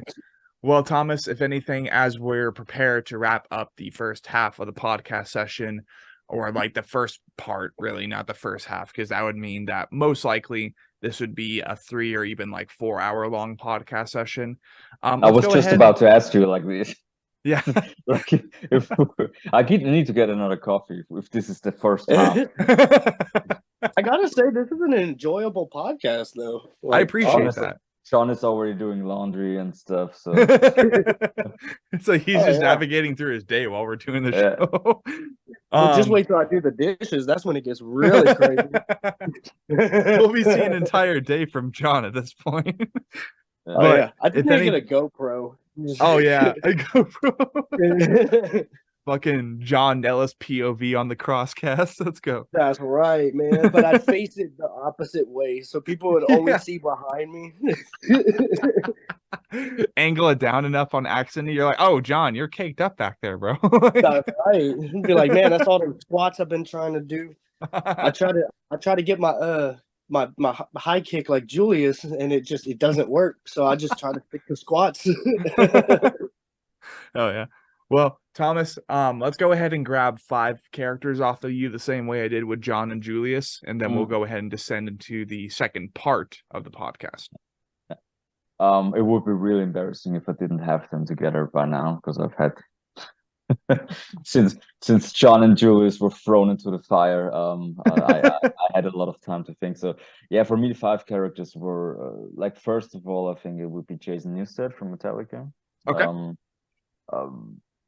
Bass playing wise, and more actually his attitude, because I tend to be also I tend to lose focus or not be as professional as I want to be, and it's like he was always a very big influence when it comes to doing the work. Like all the stories about him, and it's like when he packed in the sandwiches from the backstage because he said like, man, I don't want to waste money. Like when the other guys flew with their planes, he just took the bus, the tour buses with the crew and stuff. So I always loved his humble approach to the whole thing, and to this day, like, think he's a very, very great musician person. The second one would be Les Claypool, especially for Spire. That would be like from Primus, Les Claypool from Primus. Like, how crazy can you be? Yeah. If you're Les Claypool crazy, you're good. You're good to go. For third, Polo from Trivium. because he always like same kind of vibe for me as Jason Newsted. Is just a very humble and cool guy who does his stuff, who does it very well. Who's not that much like in the front, but his bass lines improved over every Trivium album, which is I found just great. Like he never just stayed the same. He always improved, and I love his style and his sound actually. Jared Smith from Archspire, obviously, because his bass lines are just very, very good. Just very, I think not only is he insanely good, but his bass lines are just tasty. I don't know how else to describe it. So that would be the number 4, and number 5 is basically Lemmy from Motorhead, which is weird, but the thing is, lifestyle choices. Lifestyle choice. I guess not these days anymore. Lifestyle wise, not anymore. I used to really like when I got into metal. I really adored Lemmy for his lifestyle, and I think it took me a couple of years to figure out that this is not for everyone, personality wise. So no, I think just the extreme part, like that he went on stage and just plugged into a fucking Marshall amp with a bass and just like had a sound that no one else had. Actually, like this, he wasn't a good bass player, to be honest. I mean, a lot of people will maybe be offended by this, but he wasn't. He was not a good bass player, but he was a very interesting person and a good frontman, and just did a very extreme person, let's say like this. So in this sense, I think I liked his choices. I'm not mimicking them anymore. Okay, gotcha. Well, thank you, gentlemen, all 3 of you, for providing your stories, providing your 8,000, more than 8,000 listeners on a monthly basis, just according to Spotify. A little bit more about your lives, a little bit more about your stories and what you do for Spire of Lazarus. Now, we're going to be asking you guys questions as if you guys, except for your 4th member, that being the drummer, we're going to be asking you all questions as if you were all collectively Spire of Lazarus. So, as we get into the second half or second part of the crosscast, I keep on scaring Thomas when I say half, so I'm going to say second part of the podcast. Starting off, Julius, I'm pretty sure this would be a question for you, but everybody I'm sure would have you might have your own interpretation and your own answer for this question as we get it asked. But how was the name Spire of Lazarus decided for this project? Actually, it was Thomas' idea, funnily enough. Well, I was at some point didn't like the old band name anymore, and yeah, I'm the kind of guy if I don't like something, then I try to change it. And so I was like, yeah, let's search for a new band name. And Thomas, playing a lot of Diablo, I guess, came up with Spire. So you tell.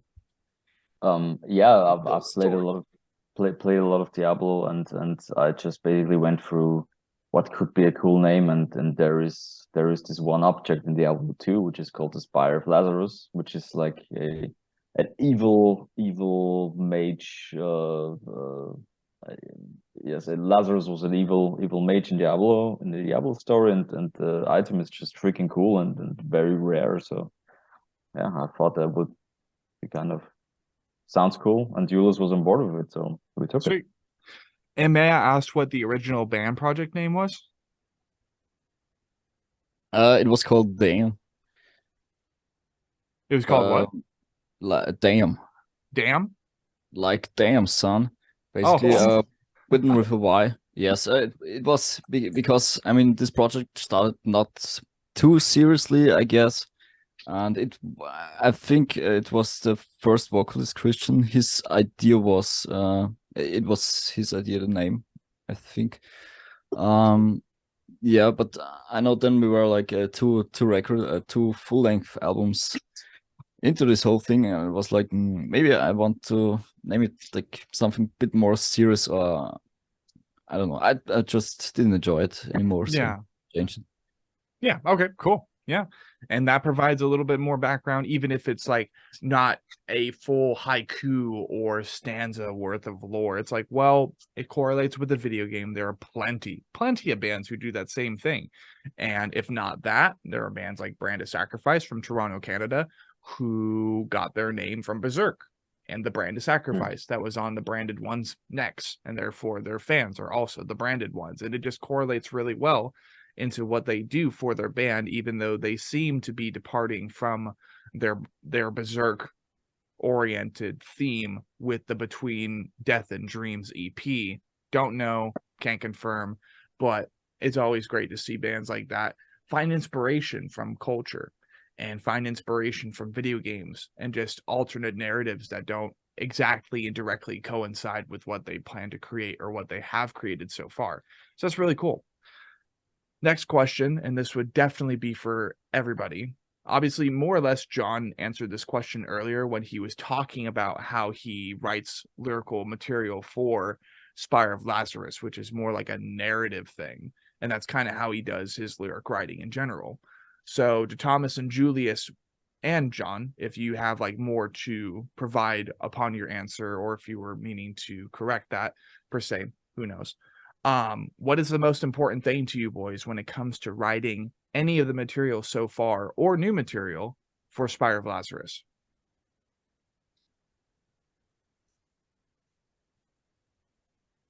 I was about to say, I think I'm gonna let them take this one. Because if I start going down the rabbit hole, but I guess the summary is individuality, and I guess just try to be as unique as we can. Because, for example, let's say, the term, cookie cutter. Everybody remembers, the crazy, extravagant looking cookie, right? Not everybody remembers the chocolate chip cookie. Like, oh, you remember the second chocolate chip cookie you ate? Yeah. No. I remember the first double doozy I ate, though. But I guess that would be my answer. To just try to keep some form of individuality. Cool. Or originality, I should say. I'm sorry. Yeah, you're good. Dope. Yeah, for sure. That's obviously way high up there. Also, of course, keeping the strategy of no compromises in any way. And yeah, tell good stories. Sweet. Thomas, how about you? Yeah, basically the last thing that Julius said, good stories. I'm as Julius, I'm a huge gaming fan, and yeah. I've already said before, what got me, for example, into power metal was just concept albums about a certain topic that just had a story arc, and just, I don't know, it's like going into a different world for some time. Yeah, that's basically it. So that was always cool to have a setting, to know like, okay, this album is going to be about this or this, or when Julius says, for example, oh, I want to write a song about this actually, or that's for me is important. Then because then I know what kind of mood the thing is going to be. Yeah, like what type of emotion to invoke through the music. Yeah, cool. Well, we have that question answered. So let's go ahead, Mr. Jon, once you're ready, sir. I think I'm ready to go ahead and go under the skin of Soaked in the Sands if you are, sir. Yeah, cool. Yeah. Let me get a cigarette. Cool.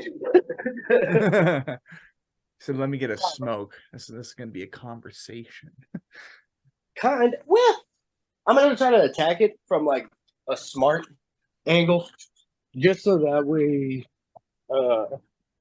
not only am I, not going to talk too long, but, just to kind of get more directly to the point. Right. I'm trying to get better at that, even with just everyday life. No, you're good. I'm the same way half the time, man. Because that's actually what the tattoo on my leg represents. It's an egg with a big mushroom cloud coming out the top. Oh shit. Oh yeah. So it represents ADHD. Ah. So let's see. Oh shit, that's actually a really cool piece. Yep. Nice. That's there's times where I just can't stop talking, or there's times where I just don't talk at all. Like it's a rough balance. Okay. So let's see.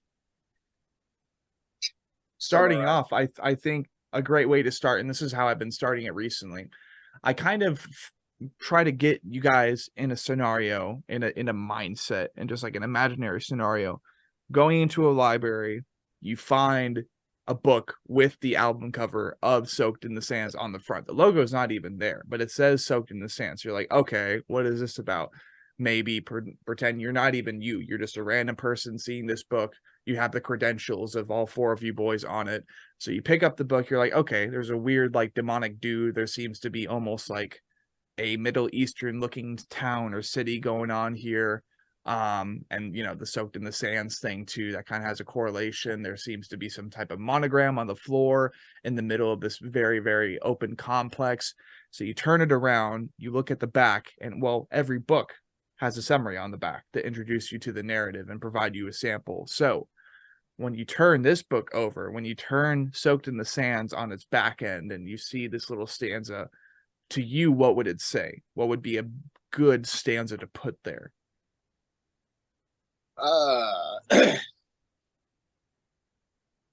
Probably like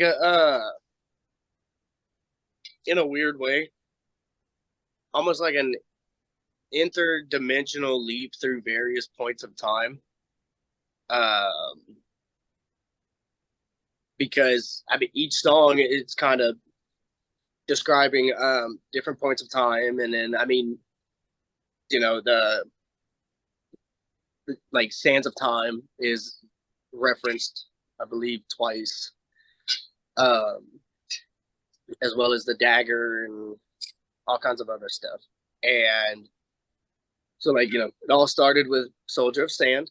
So in the artwork, you see the soldier looking at the sand, and the first song off of the album, Dahaka, which is pretty much the first thing you notice on the artwork. Yeah. And I'm trying to remember the order that they're in. I got the track listing right here. So there's Dahaka, there's Brute, and there's Farah. That's the first 3. Or Farah. And wait, actually, yeah, Brute was actually the first song off of this record. That's right. That's a story we'll get into in a bit. Yeah. And then Farah was actually very fun, and it was, kind of trailing off the same thing as Thomas was saying earlier. It was definitely a challenge because I try to have the I try to have an intimidating, mean, scary demeanor with my vocals, I guess. Yes. And then hearing that Pippi, Go Girl. Pippi, yeah, it's Pippi, right? Yeah. Hearing that she was going to be featured on the song, I was like, okay, hold up. Like, I've got to do something different, right? I've got to, if anything, I've got to kind of evolve slightly into a direction that would also fit her dynamic. Because if I would just, let's say we had freaking Amy Lee, yeah, or whatever, I'm not gonna be sitting there doing click core gutturals the whole time, Right. So next record, Jon. Next record. Hey, that'd be hilarious if we make that happen. If Amy Lee watches this, just contact us. But yeah, so it's almost like, I don't know, it's like the same amount of heaviness, but it's still also kind of a soft, melodic, like pretty sounding song. Yeah. So it was definitely, I'd have to say, out of all the songs on the record, Pharaoh was probably the most challenging. Sure. And I believe after that is what, Mask of the Wraith. So after Farah on the track listing, it's Warrior Within. But if anything, let's just go ahead and like dissect this track by track. That way we can get all these checked off. And we'll go ahead and just like speed run through this. I didn't even see that there are 2 tracks with Pippi on it. So track 1, we have Dahaka. What is this about lyrically to start off the record? Pretty much just being chased through time and alternate dimensions and by this unstoppable force. And because the prince was actually almost like Final Destination, the prince was supposed to die and he evaded his death. So the Dahaka, to set things straight, had to basically go try to find him and try to kill him. And there's no way to stop him except for water, which I thought was really, really cool. So yeah, that's pretty much what Dahaka is about. Right. And is there like a sort of metaphor behind the reason that all that is happening? Is it supposed to allude to a deeper narrative going on, or like a deeper connection with the reader or listener? Like, you know, you're trying to escape your fate or something like that. I guess almost think towards the future before the past catches up to you. I like that. Okay, cool. Track 2, we have Brute, which I don't know if you already discussed the lyrical content of this, but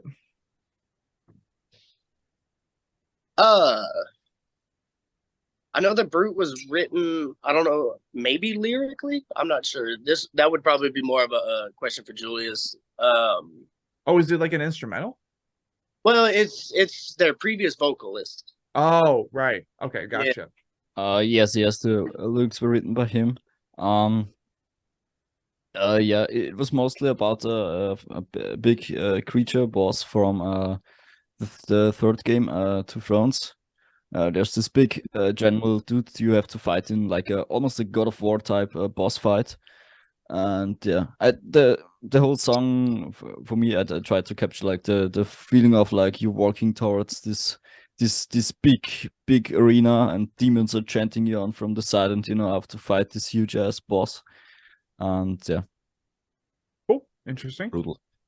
I think it's a very intense song for sure. It definitely sounds like a boss fight type thing.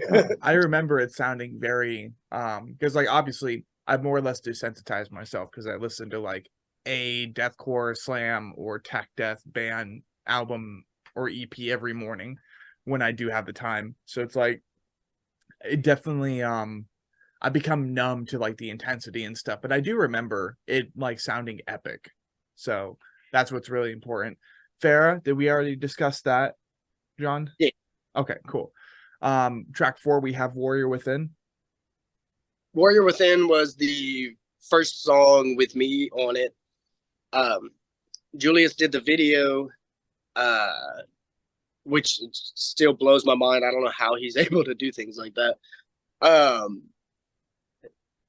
But that topic for another time. But yeah, Soldier of Sand was the first song that I was on with Spire of Lazarus. And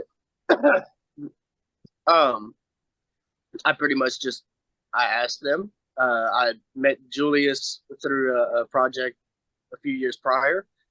And I asked, you know, like, okay, yeah, sure. You know, I'll do it. At the time, I was very busy. I barely had any time to record, but after he sent me the material and everything, I was excited. Like I made time to do it. So I was basically like, okay, like, what do you want for the lyrical content? And they described basically like the lore behind Prince of Persia and everything. And I was like, okay. So I wrote something, recorded it, sent it to them. They had some modifications they wanted done to it, and then, you know, everything was good to go. And it's basically about this dude that pretty much watches his family on the battlefield get killed, pretty much.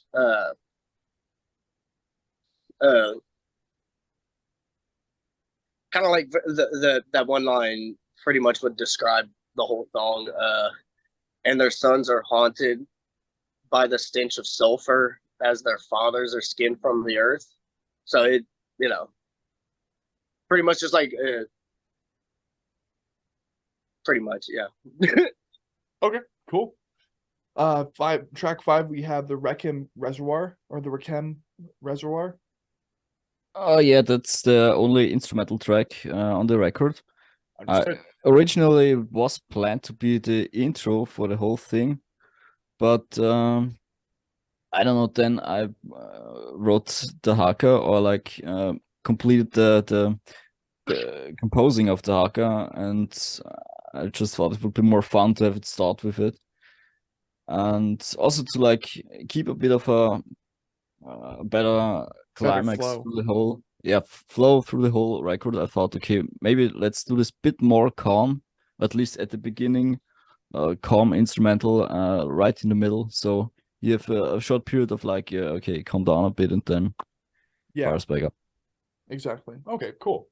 And I don't know, being that there aren't any lyrics with the Requiem Reservoir, was there anything that you were like picturing when you were composing this song? Oh yes, this is the name of a level on the Forgotten Sands game. So Prince of Persia: Forgotten Sands, there's a level called the Requiem Reservoir, and it's like a big it's a big climbing section, one of the biggest in the game, I think.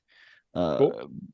Big hall with lots of war stuff, and it's like a part of an forgotten city civilization, so kind of cool. Sick. All right, let's see. Track 6, we have Soldier of Sand, which, John, you said this was like your debut effort with them, so what's going on here? Can y'all hear me? Yes. Yeah. Can y'all see me? Yes. Huh. That's weird. I can't see me. Well, yeah. There I am. Soldier of Sand. Yeah, we already went over that one. Oh yeah. We more or less did. So I'll probably just it probably changed position in the track list for the release. Right.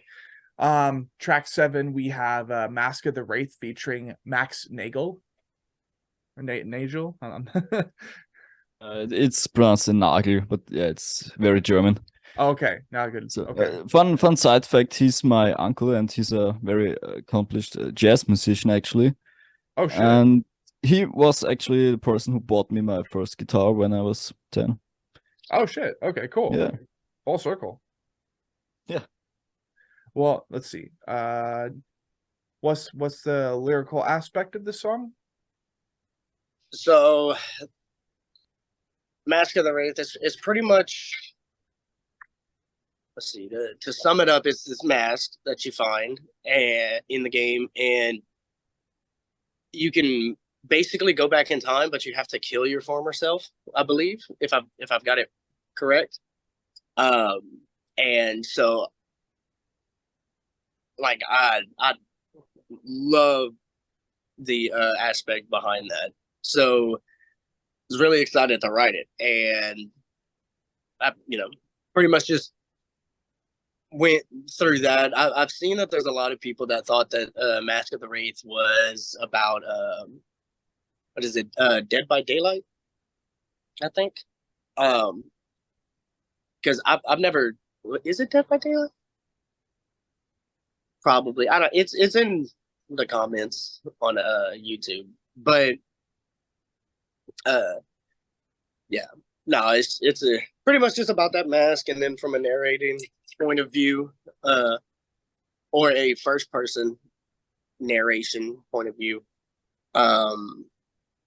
pretty much just going back in time to fix mistakes by killing your former self. And if your former self kills you, then you're dead. That's it. Yeah. Right? In order, like I said, in order to go back in time, you have to kill your former self, and just that weird time travel. Yeah, it's a weird paradox. Yep. Okay, I like that. Last track we have Two Thrones, returning with the feature Pippi Go Girl. I'm really white. I'm sorry. I think it's Go Girl. Yeah, it's Go Girl. It's a weird joke she did with her last name, and okay. Yeah, it's a long story. Someday I'll tell her to write it to you, John. So okay. There we go. What's going on here, lyrically speaking, to conclude Soaked in the Sands? So, going back to a continuity standpoint, Two Thrones is kind of basically going into the realm of like split personality. Okay. And it's about the game Two Thrones. And the prince is battling against the Dark Prince and all this other stuff. And pretty much I wrote it from instead of being like press A to jump or something, I wrote it with a sense of like, okay, if this was happening to me, what would I be hearing in my head? Like two different voices, so to say. I've seen rappers do that where they're talking to themselves in a song, and that's what I did with this song was, because someone read it and asked, they're like, why do you keep changing point of views? And I said, because it's a conversation between two people. And I tried to use, more mid-range, distressed tones for the Prince, and the Dark Prince, more folic, witchy sounding, dark sounding vocals. And so pretty much at the end, I wanted to leave it as like kind of a cliffhanger, because you don't really know if he gave himself over to the Dark Prince and let the Dark Prince take control or anything. Yeah. So that's pretty much what it's about. The hidden meaning behind it would be like a split personality disorder type deal. Sick. Okay. Well, in that case, ladies and gentlemen, and everything in between, that will be the Under the Skin session. And this has been a pretty awesome journey, just learning about these guys' stories, jumping over to Austria for an episode now. So we've now done Prague, we've now done Czech, we've now done Austria, Germany, Indonesia, Malaysia, and technically Scotland, but the Scottish band Party Cannon, when they came through town, we did a live session with them. And then, of course, we've been to the UK a couple times, which more or less Scotland coincides with UK, but not to me because of ancient family history. But this has been an awesome podcast session. Thank you, boys, for deciding to provide your time, hang out with me, tell your stories, talk about the band, promote your latest record. I think, if anything, is there anything you guys wanted to talk about with the new single, Send a Visten? I can give a quick rundown of how it came together, but basically in last year I watched Cyberpunk Edge Runners, having also played the game a lot, and I'm usually not the type of guy who watches a lot of TV shows or movies. I'm more the random YouTube video while eating guy, but yeah, I watched Cyberpunk Edge Runners, really cool show, really good show. Yeah, and it got me inspired, and of course there was also the contest going on with CD Projekt Red, the developers of the game. For like the, how is it called, Phantom Liberty add-on. Like, they're putting a radio station in there completely new, and some songs will be chosen from the developers himself for this add-on. And so we were like, I think even Metal Injection shared that post about it or something, and that's how I got wind about it. And a few people mentioned us somewhere, and I was like, yeah, okay, well, let's give it a try. And it was like we had basically 2 weeks before the end of the deadline, where I got the idea of, hey, let's participate. And yeah, the song was actually pretty rushed for my standards. I mean, I wrote the whole thing in basically a single afternoon. And then I sent it over to John, who did on a single weekend all the lyric stuff and recorded it. Pretty flawless. I mean, he sent the stems over and was like, drop in and go. Then Cool. yeah, it was mixed in 1 week. And yeah. Did it make it into the game? No, but No. last thing I checked, it chose almost only electronic stuff. So definitely no metal or rock songs in there. Yeah, but it's funny you mention that, because I think at least there are like a couple slam songs in the radio systems for Cyberpunk. So yes, the soundtrack is awesome for the game. Yeah, they have a metal station, also black metal stuff, and they're cool. Yeah, cool soundtrack. Yeah. sick. So yeah, we sadly didn't make it for this contest, but still we had a new song, so I was like, okay, let's just release it as a new single.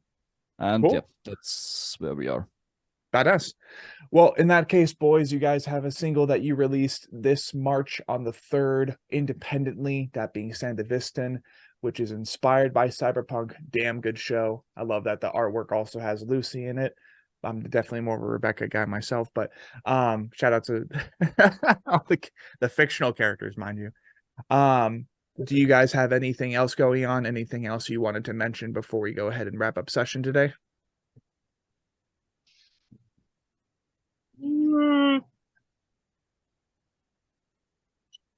Things are in the works, like I'd say. Cool. Kind of like before we take that first step, we getting our socks and shoes on. Yes, exactly. Fair enough. Yeah, no, not so much. I mean, obviously, if you're in Europe, then hopefully we can soon play a show near you or nearby. Right. That's our goal for next year. Play more live shows, because we finally got a full live lineup, including drama, which is very sick. Yeah. My goal is to still produce a new single for this year. Get started on the next record basically and collecting ideas. Yeah. Sick. All right. Well, in that case, ladies and gentlemen, everything in between, this has been the Anatomy Crosscast, hosted by yours truly, Sean Cross, from over on the Sean Cross YouTube channel, the frontman, hopefully bassist, lyricist, and just founder of Blind Without Our Failures, ambient slam band. We do plan to get some more music out later this year, without a doubt. If not, definitely sometime next year. We've just been experiencing a lot of delays. Today's episode was with 3 out of 4 of the members of Spire of Lazarus. Their newest record, Soaked in the Sands, released last year independently, is now available on streaming services. Also check out their new cyberpunk-inspired single, Sandevistan, and we will see you guys next time.